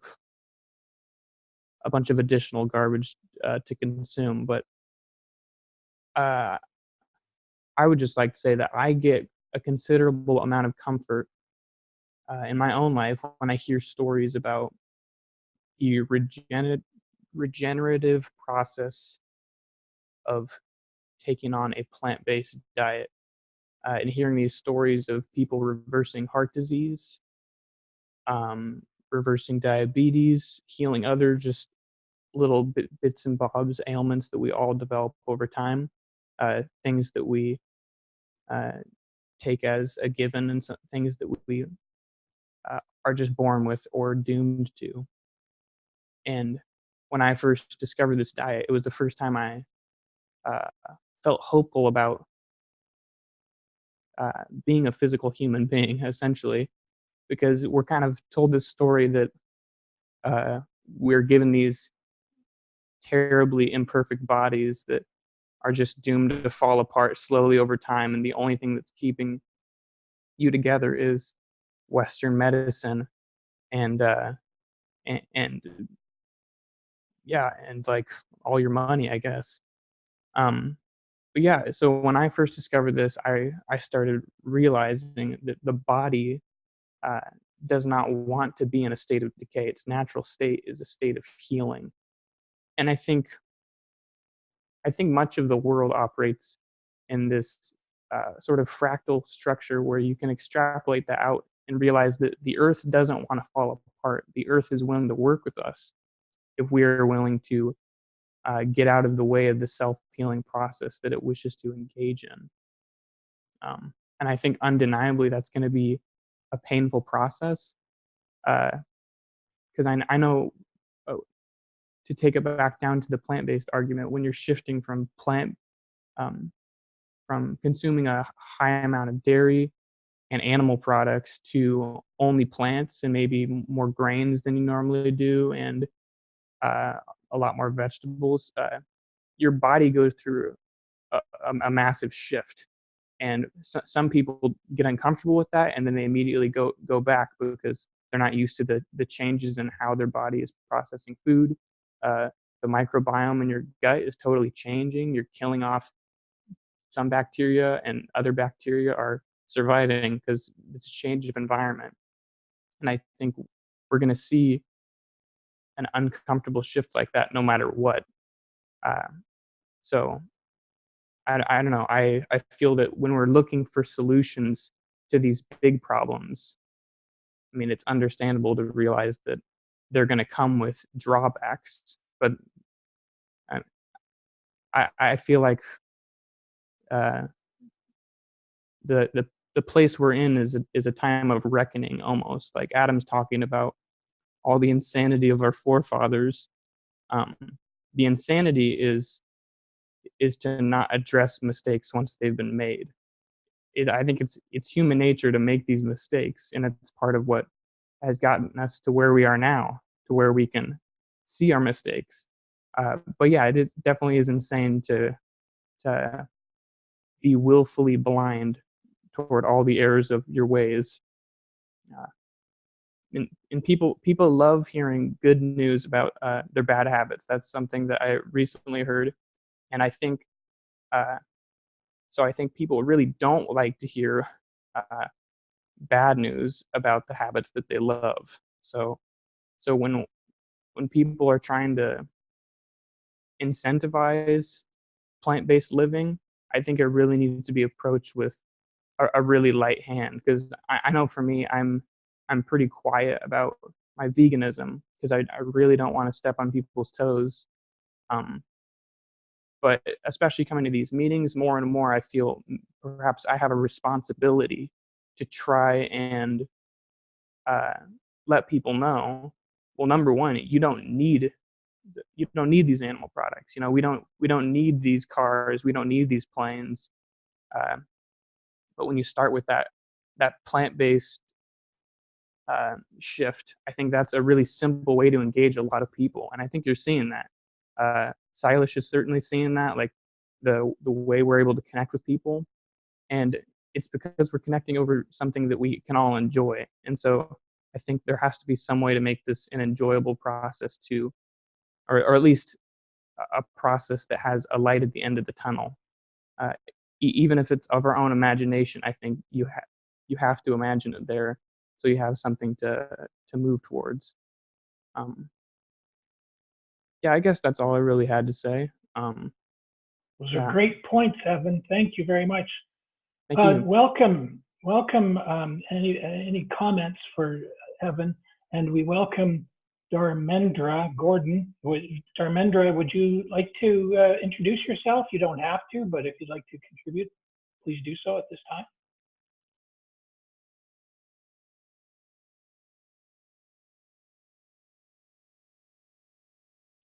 Hello, do you hear me? Yes, we can. Okay, Welcome. well, I'm at work. I can't really talk for a long period of time. I'm actually doing work, but I love this stuff. I'm totally vegan. I'm actually the husband of Amira. And I was just going to say real quick something to introduce myself and my support of veganism is that most people don't realize how much eating meat dumbs you down as you're absorbing the negative vibrations of the animal suffering directly into your bloodstream. So easy to control and program people's minds through the media and everything once you're dumbed down. It's easier to control and manipulate the masses when you become a simpleton. And it's just having been vegan for a long time now and vegetarian for many years before that, it's just your frequency goes up. You become more aware. Your senses work better. You pay attention more. You're not easily fooled by what the masses, not only eat, from animals, but also intellectually and emotionally, and all of it is very easy to control humans that way. And the powers that be know that. They invest in it. I mean, it's so easy to keep war going all the time when everybody's eating violence all the time. It's just simple. It's a simple equation, but nobody thinks about what we absorb in our bloodstream from the animal, from the suffering, the pain, the torture, the mutilation, everything. That goes into the bloodstream, that goes into the people who eat it.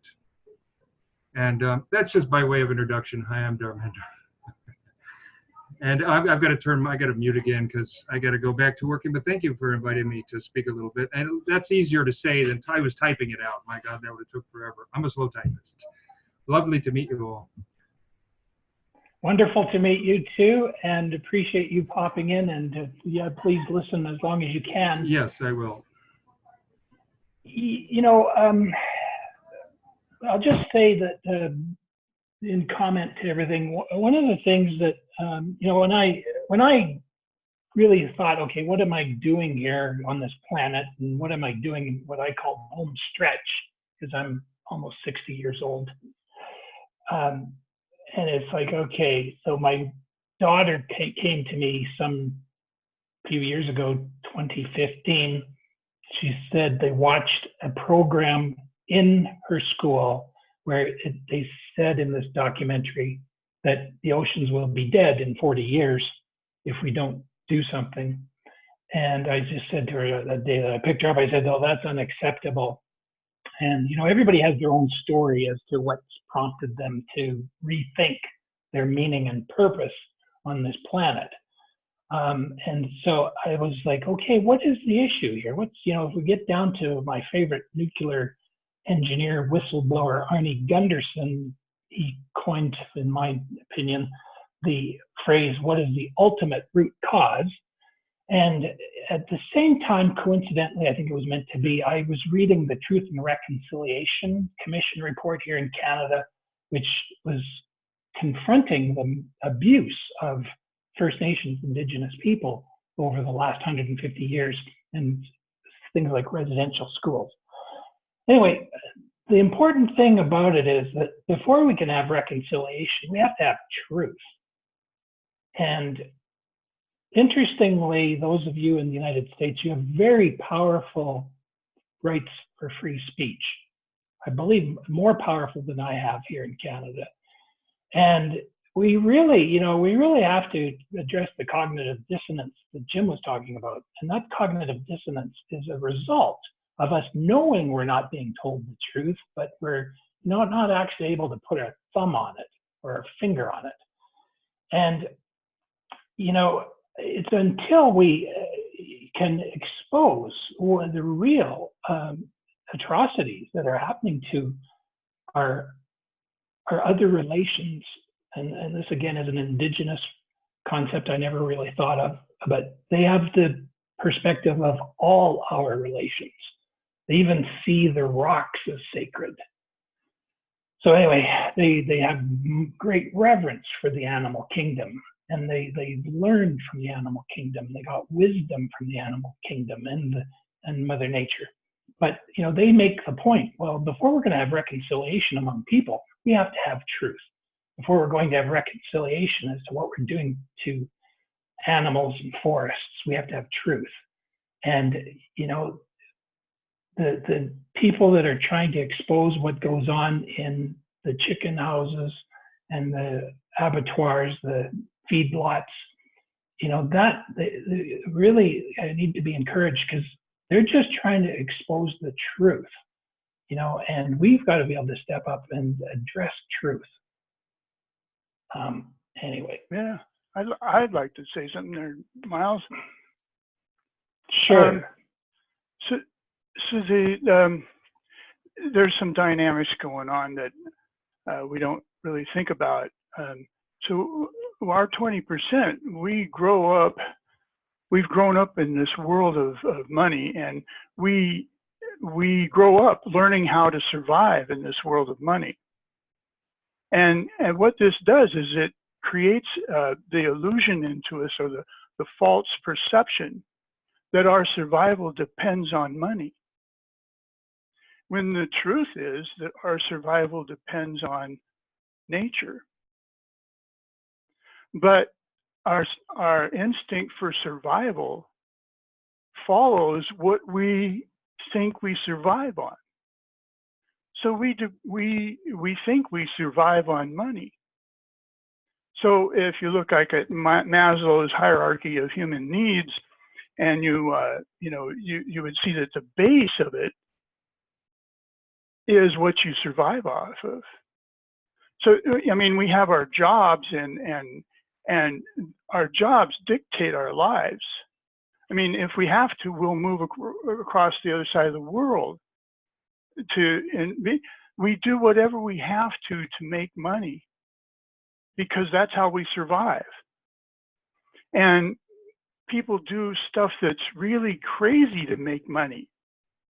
I mean, like building nuclear power plants before we know how to deal with the waste. I mean, this whole system is set up, you know, to make money, and it's just an insanity. And you talk about the Indians, you know, and how they used to live, and that's, you know, I'm totally into that. And you know, if we look back at the hunter-gatherers, that the simple hunter-gatherers before the Indians, that they lived off the land, and they lived, you know, right with the world, and they lived before.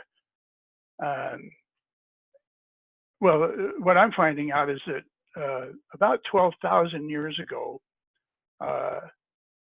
an asteroid hit the planet, and I'll just share this in the end. But this is my own thinking, and it's about the pyramids and stuff.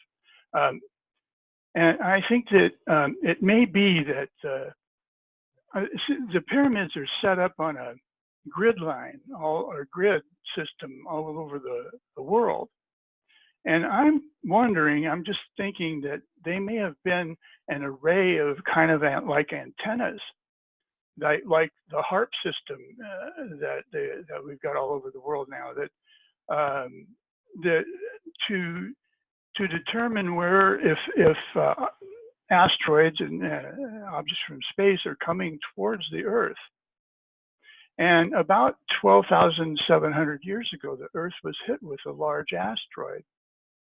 And I'm just thinking that that the Great Pyramid of Giza possibly tried to shoot this asteroid, and I think maybe it split the asteroid into pieces, and several of them probably hit the Earth. And at that time, it caused it wiped out the major large fauna, the large animals that humanity used to live with, that are hunter-gatherers. And this is what I'm talking about, is because the hunter-gatherers before that, before 12,000 years ago, we lived in harmony with the world. There wasn't fierceness. There wasn't this fierce behavior that we think of. That happened after we started our populations growing. I think what happened, and from what I've heard, is that when all the large animals died, the hunter-gatherers for 300,000 years lived with huge animals. We don't realize this. I mean, they lived with really huge animals. There was an animal in Australia. It was a giant sloth, and it was 23 feet tall and weighed 14,000 pounds. There were camels here in the Americas that stood 7 feet high at the shoulders. There was the Jefferson sloth was here. It weighed several thousand, 4,000 or 5,000 pounds, something like that. There was sturgeon in the rivers that were like 3,000 pounds. And humanity has done terrible damage for the sake of money. I mean, you keep talking about truth. Well, it's very hard for humanity to accept the truth about eating meat. And I'm not blaming anybody, because I'm as bad as anybody else. I have been, and I'm better now, but I have been, and but it's hard enough to get us to do that. I mean, to get us to change like we want is really difficult.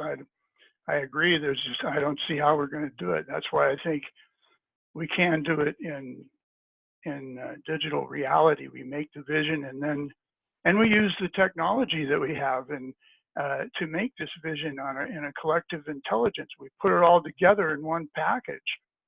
And I said, and step by step, this is what we do. And we use the artificial intelligence to tell us. They can tell us. I mean, there's things we know how to do, and there's things we don't know how to do that we can do. And artificial intelligence combined with human intelligence can produce, may be able to answer questions we've never been able to answer before. Like, for instance, it may be able to tell. I mean, artificial intelligence combined with collective intelligence can become many astronomically times more intelligent than the whole human race. That's why it has to be handled really carefully. But at the same time, we are given this at this last minute of time. And I think it's really important that we use it, because it may be able to answer questions like, it may be able to tell us how to neutralize radiation. It may be able to tell us how to, how to make manna from heaven. How we can tell us how we can survive, how we can, when humanity's ready, if we have the plan ready, when they're ready, when humanity's ready, then we can change. But trying to get people to change now, I don't see how it's going to happen. But I mean, I do see that we need to do things right now. Like, definitely we need to refreeze the Arctic. And it's just amazing to me that we're not doing that, because our instinct to survive is our strongest instinct. It's our primal instinct, and it's all in all of life is the instinct to survive. And here we are facing a complete environmental breakdown, and we're more concerned about the economy than we are the environment. And that's because we think we survive off of money when we really survive off of nature. So anyway, I'll stop there. Thanks. Thank you, Adam. Thank you. And just to thank Evan, he had to depart. Amira has posted that the movie GameChangers.com. Make sure I got the name correctly. Yeah, GameChangersMovie.com. GameChangersMovie.com is now available in 29 languages on worldwide on iTunes, Google Play, Vimeo, VDU, and you can get yours at GameChangersMovie.com. I would like to,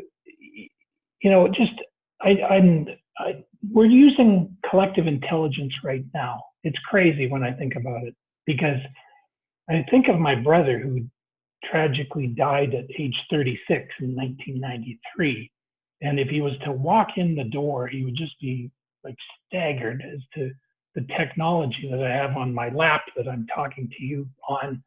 This iPad is less than an inch thick, and I'm connected to people all around the world. And that's collective intelligence at work. The people who, Steve Jobs, who invented the iPhone, he was just pulling together the information that predecessors had provided him and repackaged it into an iPhone and into iPads. And, I've got a Chromebook, which you can buy. I've got one I've had it for 5 years, I think now, and it only costs about $300, and it's been flawless. Anyway, collective intelligence, yes. However, I'm a student recently of Carl Jung, and I know Nolan has also chimed in about collective consciousness. And I actually subscribe to something Owen Barfield said, and I'm not an expert in anything that I talk about. I just pull these bits in. But Owen Barfield said poets will save the world, poets and poetry, and I'll say even music. And I'm a particular fan of 80s rock music, and I get a lot of inspiration and encouragement, and I think that's part of recognizing that we have to raise our level of consciousness. What I like about 80s songs, a lot of them sang about love, and love is a really, really unusual, strange word for someone like me to talk about. It's not. I had loving parents and all, but it's this word that is not part of our economy. I actually went to the Calgary Public Library and I pulled off every book on business ethics that I could find, and none of them talked about the concept of love, which people I've heard say is the supreme ethic. And and it's a love for all of our relations, all of the planet, all of Mother Nature, of all the animals, a respect for plants and as well. So anyway, we've got this collective intelligence, but we also need to think of raising our level of consciousness and individuation, as Carl Jung talked about. I recently discovered the work of Ken Wilber, and Ken Wilber, a very interesting American. He's taken it further, working with other people, and we all start out in an archaic level of consciousness. We're little babies that are just trying to, take whatever we can to survive without thinking about it. And then there's the next level is a magic level. When you're a toddler, the world is magic. And then anyway, mythic, rational, pluralistic, integral. Then what he calls a second tier of consciousness is the paramind, the metamind, the overmind, and the supermind. And I think that's the exciting part of this, is that we actually have an opportunity to raise our level of consciousness. individually at our own pace. And one of the things that is always stressed is you have to respect the people are going to be at different stages, and that each stage is necessary and needs to be embraced. You can't be arrogant about it. One of the things I appreciate about this social club at the end of the world is I'm able to say these things, and hopefully you're understanding my emotion and that I'm not trying to be arrogant and say, oh, I'm at a higher level of consciousness. I find when you're typing or you're even in a chat, it's very easy for people to misconstrue things. Anyway, I think Jim talked about some of this as well. So anyone else who's next here? Game Changers will be on Netflix tomorrow. I'm not sure if I get it in Canada, but maybe, it says Netflix worldwide. So narrated by mixed martial arts champion and special forces trainer James Wilkes, the film follows a diverse group of elite athletes that have thrived on plant-based diet with the aim of dispelling the myth that consumption of animal products is key for athletic performance. First cut of the film debuted at the Sundance Film Festival last year. Second edit includes additional footage and highlights game-changing athletes such as Olympic cyclist Tatsi Bausch, German strongman Patrick Babuminen, and NFL players, among others. So very interesting. Anybody else want to contribute here? Or Can I speak, Myles? Yes, please. Can I say something? Just in piggybacking a little bit on what Adam said, I love all this stuff about veganism, and I'm a healthcare provider, and I know our diet has poisoned us. And, I treat so many conditions because of poor lifestyle. And I think we should do that. I think we should do as much of everything as we can. But in reference to what Adam said, I in studying as much as I could, and I'm not a climate scientist and I'm not an archaeologist, but I do believe that as long as people have been walking the face of the earth, the archaeological time is that, we're 2 million years into this, I think. And, I do believe something happened 10,000 years ago. 10,000 years ago is when, the hunter-gatherer era turned over to the agricultural era, and we started growing crops at scale. And, if you listen to Guy McPherson, he'll talk about crops, growing them at scale, storage, and the ability to distribute has allowed for, our control of our food source and supply to where we've been able to outgrow ourselves. Now we're 7.7 billion people. With all those 7.7 billion needs that we have for food, for shelter, clothing, and all that. So when you think about that, and the fact that, maybe 10,000 years ago is when we took our last breath, just to kind of make an analogy, if that's when, we began to come into an ability to not appreciate the fact that we can't survive doing this. So we've had 10,000 years of not understanding what we've been doing in making agriculture and consuming meat and all that stuff. So the analogy I like to use for myself is that we took our last, in archaeological time, we took our last breath 10,000 years ago. Our heart has not yet stopped beating. We have a few beats left of our heart. And I think that's the scale and the scope of what we're talking about here. So I think that in me creates an enormous sense of urgency in doing something that is going to make a difference. And,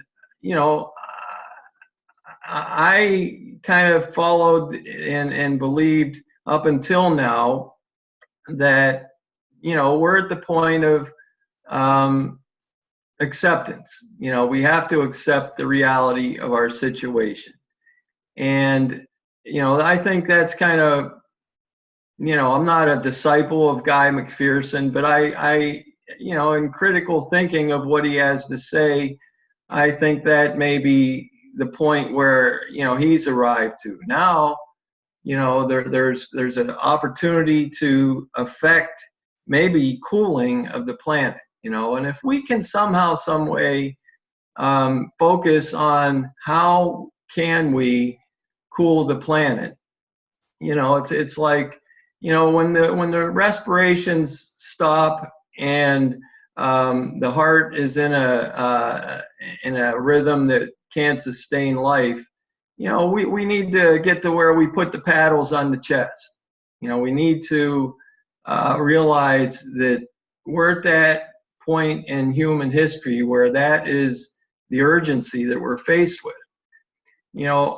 These other things I think should all happen in parallel, but I don't believe that focus is going to get us the outcome that we so urgently need. I'll just put that out to the group for their input on that. Thank you, Jim. Yeah. No, I'd like to respond if that's all right, Myles. Go ahead.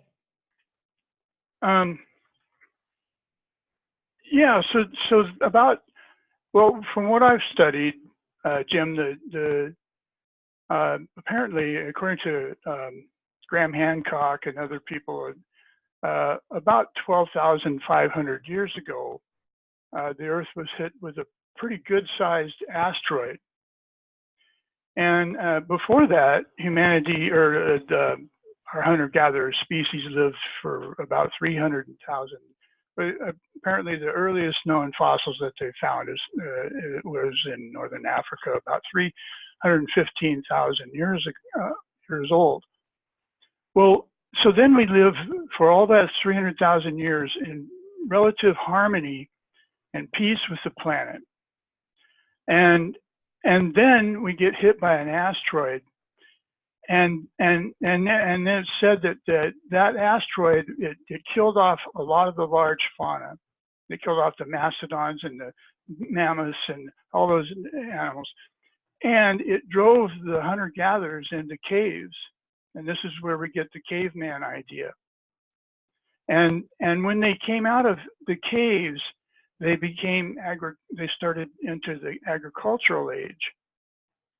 And if you look at the hunter-gatherers, when they changed to become civilized, especially when they started herding, when they changed from agriculture into herding, there was a big shift in the mentality and the mindset of humanity at that time. And that shift, I mean, there's a big difference between hunting an animal and killing it with respect and living in the realm of respect. I mean, we're the most intelligent species on the entire planet. And I think that all the animals knew we were, or else they wouldn't have. We lived with humongous animals, and we lived among them, and they let us live. So I think that we had a special place in the world, and the animals respected us because I think Mother Earth wants us here, and I think she wanted us here, and our purpose here is to be caretakers of the garden and to grow an intelligence so that we could protect our Mother Earth from things coming from space. I think that's our ultimate mission, and the reason why she bore our intelligent life on this planet. And I think that if we look into the pyramids, we'll find out that that's what those people were doing. That they had found out that somehow Mother Earth had given these hunter-gatherers, and they were not stupid people. They were very smart. and they were like us. I mean, they were probably even smarter than us because their minds didn't receive all the chemicals and stuff that our minds have. So we think we're smart, but we're so polluted. We don't even know. We are really polluted, or we wouldn't be doing making taking such risks. How is a species of life ever going to survive for very long if it keeps taking risks? I mean, nuclear power plants is a risk.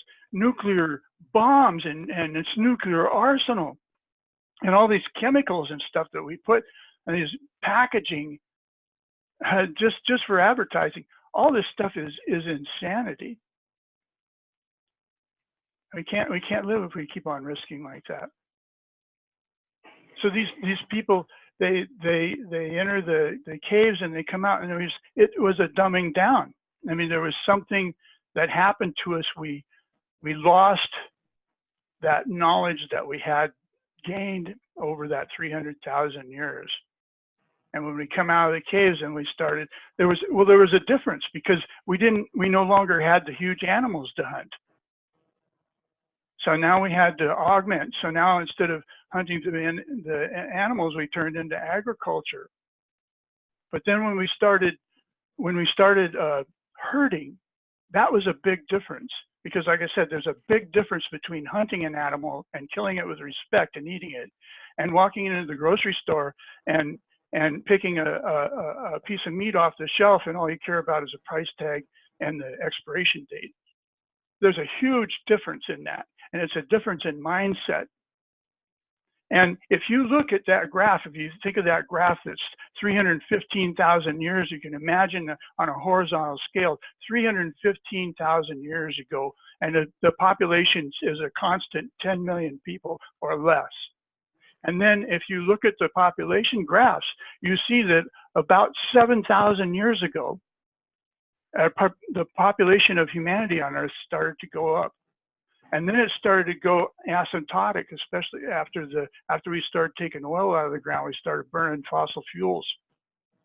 Then this population, so if you look at that graph and you see the comparison, if you draw it to scale and you see, that 10 million compared to the 7.7 billion that we have now, you see one heck of a blip on that chart. If that was a EKG machine, the doctor would look and say, man, that person's dying.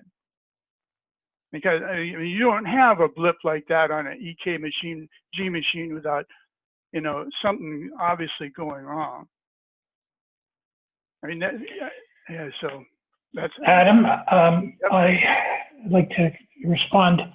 A very interesting history that you're describing, and I did have the pleasure some years ago of listening to the curator of the American Museum of Natural History in New York, and he talked about these giant animals that used to roam North America, and even not too long ago, the grizzly bear roamed across the prairies. The grizzly bear was actually a prairie creature, but we've just pushed it into the Rockies because it's, running out of territory, right?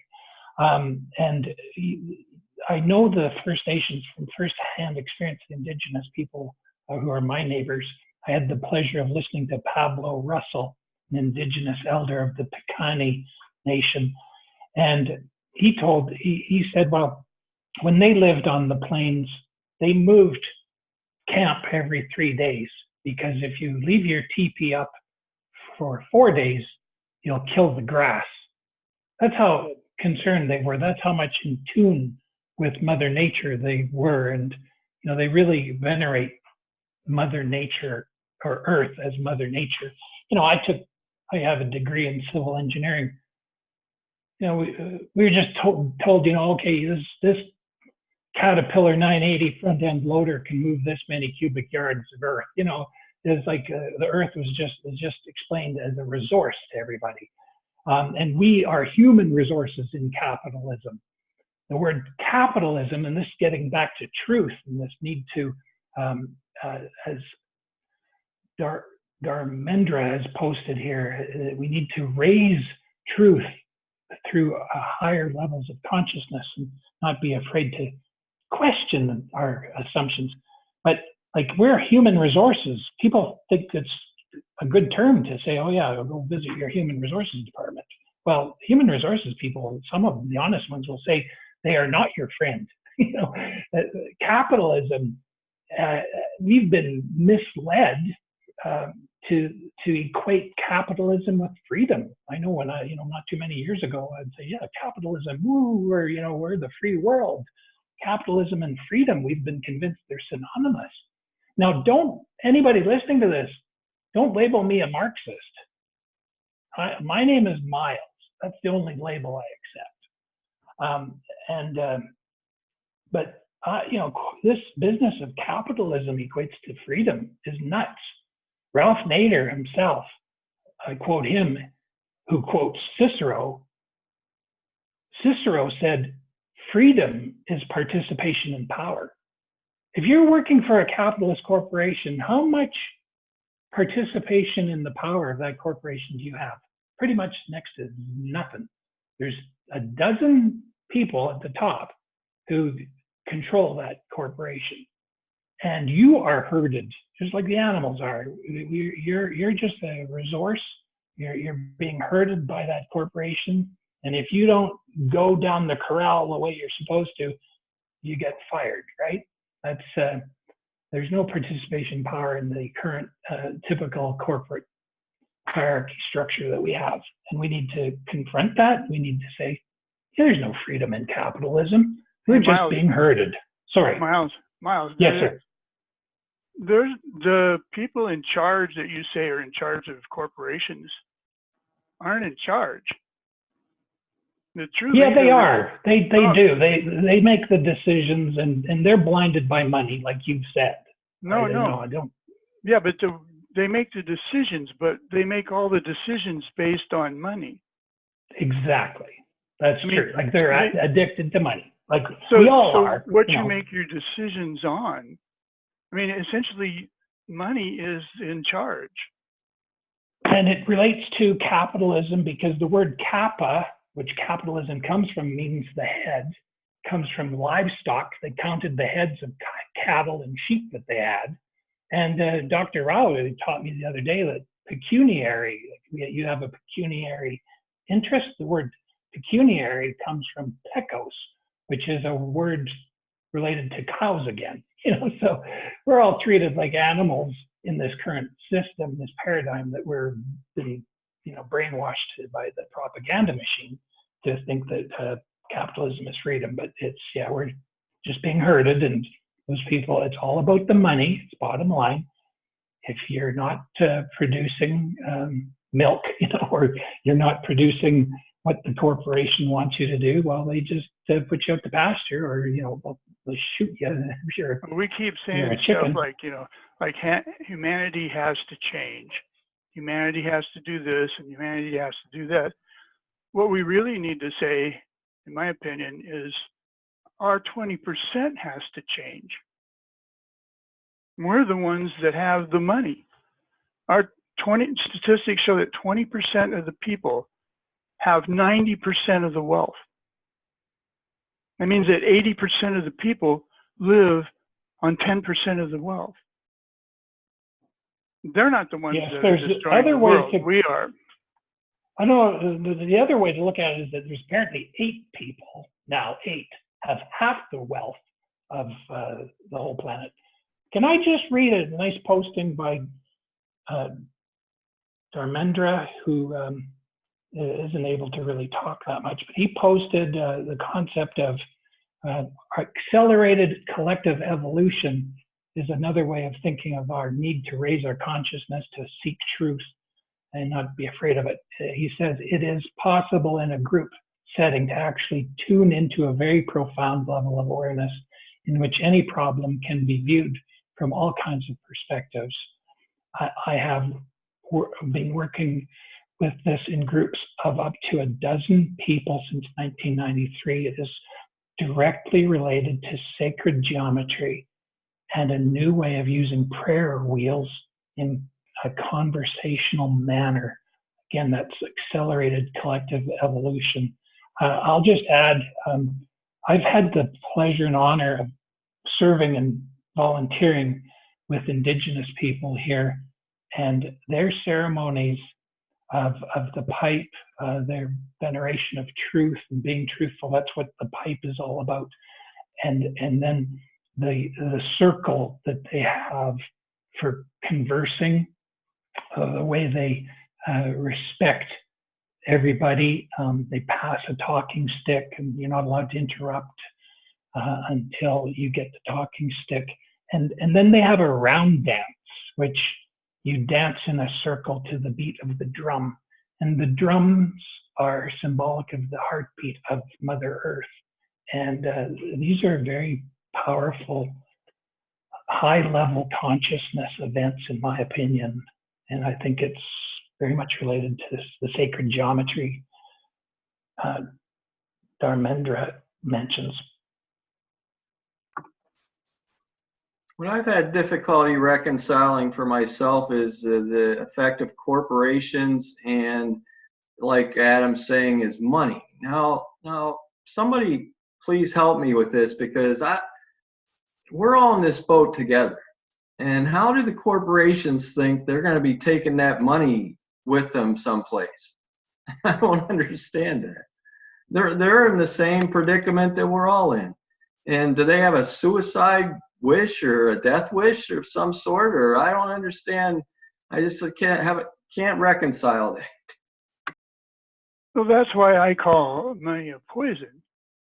I mean, I know that sounds crazy, but if you look at all of humanity and you say that everybody's under the influence of this poison, especially the 20%, then all of a sudden you see why we're doing these things, because our behaviors and our perceptions are augmented, they're changed, altered by money. And so it's that we foul our own nest. We're the only animal in nature that fouls its own nest. But we didn't foul its own nest before we became civilized and started using money. I mean, money just makes it so easy. It all began with herding and animals, and I mean animals. That change in mindset when we went from hunting an animal for food and with that spiritualism to going and grabbing an animal out of the herd and killing it to eat. There's a big difference in mindset there. And that's where, and from that point on, then animals became the first form of money. So when we started planting and herding, our populations rose. And when the populations get bigger, that creates competition. And fierceness sets in. And then we become, our whole mindset changes and becomes fierce, and money takes over, and it just, and it pollutes all of our ways of thinking. I mean, a corporation, the true leader of a corporation is not human. It's the true leader of a corporation is money, because if you think about it, the bottom line is the stockholders, and like 40% of a corporation is usually owned about by mutual fund accounts. Well, these are our retirement accounts. I mean, if you work for any company around here, you're invested in a retirement account, and hardly anybody really knows what that account's buying. So if all you care about is whether the stock goes up or down. So that, you're not making decisions based on humanity. You're making decisions based on whether the stock goes up or down. And the main stockholders do the same thing. And the CEOs, they're under pressure from the board of directors, because and the board of directors is under pressure from the stockholders, and all the stockholders care about is whether the stock goes up or down. So then the board of directors passes the restriction, the feeling from the stockholders onto the CEO, and the CEO says, well, I got to tighten the belt, so he passes that down to a lower manager, and the expensive valve isn't bought, and the next thing you know, the Gulf of Mexico is filled with 200 million barrels of oil. That's how it happens. And I mean, it causes us to act insanely, and we don't even see it. I mean, even like say, take parents for example. They get up and they have they get up and they go and get in their car and they drive to work, and they have a good feeling in themselves because they're doing the right thing, they're working hard, and they're providing a sustainable future for to provide for the future of the children. But the truth is, they're not. The truth is, their cars are putting out the emissions and destroying the future for their children. But money blinds us. The system that we live in blinds us to that reality.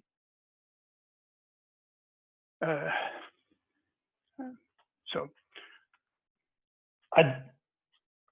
I'll add that I used to, at one point, I was also part of a learning and development regulatory affairs group in a big corporation. I did a safety training as well, operating rules training. And I would tell people, I'd say, you know, if you're shortcutting any of the rules and you're taking risk, you're the one that's going to pay the price. You have to remember that a corporation is this artificial person that we create in law. You know, I think we need to really reflect on that. We create these artificial persons called corporations. They're nothing but a piece of paper. They don't care if you take a shortcut and you get killed. It's just like, okay, hire somebody else. You know, we've created these, and that's why love will not be found in any of these business ethics books, unless, you know, you do find some people that are recognizing this and they're trying to create corporations of Richard Wolff, the economist in New York City, Professor Richard Wolff, promotes the worker self-directed enterprise. So that's an enterprise where everybody is given an opportunity to participate in the decision-making, participate in power. So yeah, that's why these, you know, whether even these directors at the top, the dozen or so that are pulling the big levers, they just come and go too. But the piece of paper, the charter that is that corporation, lives on to do nothing but make money.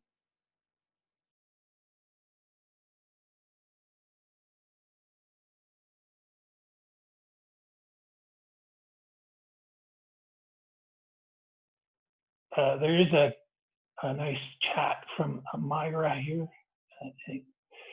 Conditioning is a challenge to change. One has to drop the ego and go into their own darkness and completely surrender to the unknown. People are identified with what they have been taught by sources they trusted. Yeah, we all trusted, you know, that capitalism is freedom. It's really the exact opposite. It's being a wage slave to this piece of paper.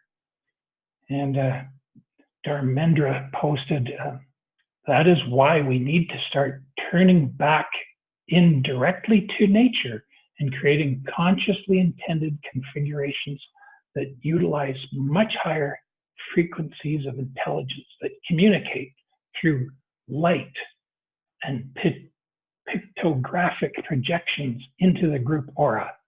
I know it sounds a little woo-woo, but in my experience of thousands of hours of work in this area, it is much more attuned to the truth we so dearly need to guide us right now. how's everybody doing? Should we wrap this? Maybe make final closing comments? It's been almost 3 hours here, so Jamin's going to have a good video. We got a few more comments, chat coming in here. I'll just check that. So there's Adam's agreeing with Dharmendra, and a bravo for Dharmendra from Mira. So it's been a pleasure being the host in Jamin's absence, and for everybody who's going to catch this on the replay, drop in on the next social club at the end of this world and contribute your ideas. I do think that the next trip to the grocery store, you can actually take serious action. And as I said, I had a great bean burger, cooked it up for the family the other night. Everybody loved it. It was simple to make. Black bean burger, gluten-free, I might add, and better than beef burger. Social club happen at the same time every day? Well, it will someday. Jamin wants to have people start their own programs and focusing on whatever topic is of most interest to you. But currently, it's set up that we meet every Tuesday, 12 p.m. Pacific time. No, 11 a.m. Pacific time. Oh, yeah, thank you, Jamin. 11 a.m. Pacific time. And hey, you want to make a great job leading, Myles. Oh, thanks. Whatever you call the word. And I've kind of been listening in as I've been working on my taxes feverishly. And I'm just really grateful for everyone for jumping in. I've been, keeping an ear, and I'm just really impressed and really, really pleased that at the results of today. It's been fantastic. Thank you all. If this is your first time joining, as in the case of Jim, Dharmendra, Amira, please keep coming. And if you're considering jumping in, and if you're watching, just sign up on radish.org. Go to radish.org, sign up. It's totally free, always will be. This is not about money. This is about coming together and solving our problems, using collective intelligence, and so many other good things. I got to take this. Going on mute.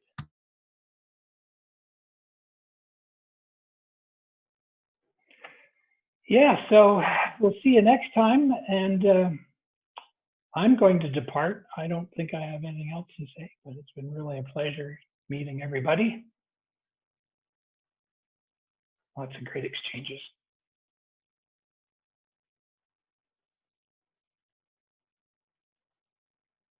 See you later, Adam, and take care. Dharmendra, Jim, Adam, and Amira. See you next time.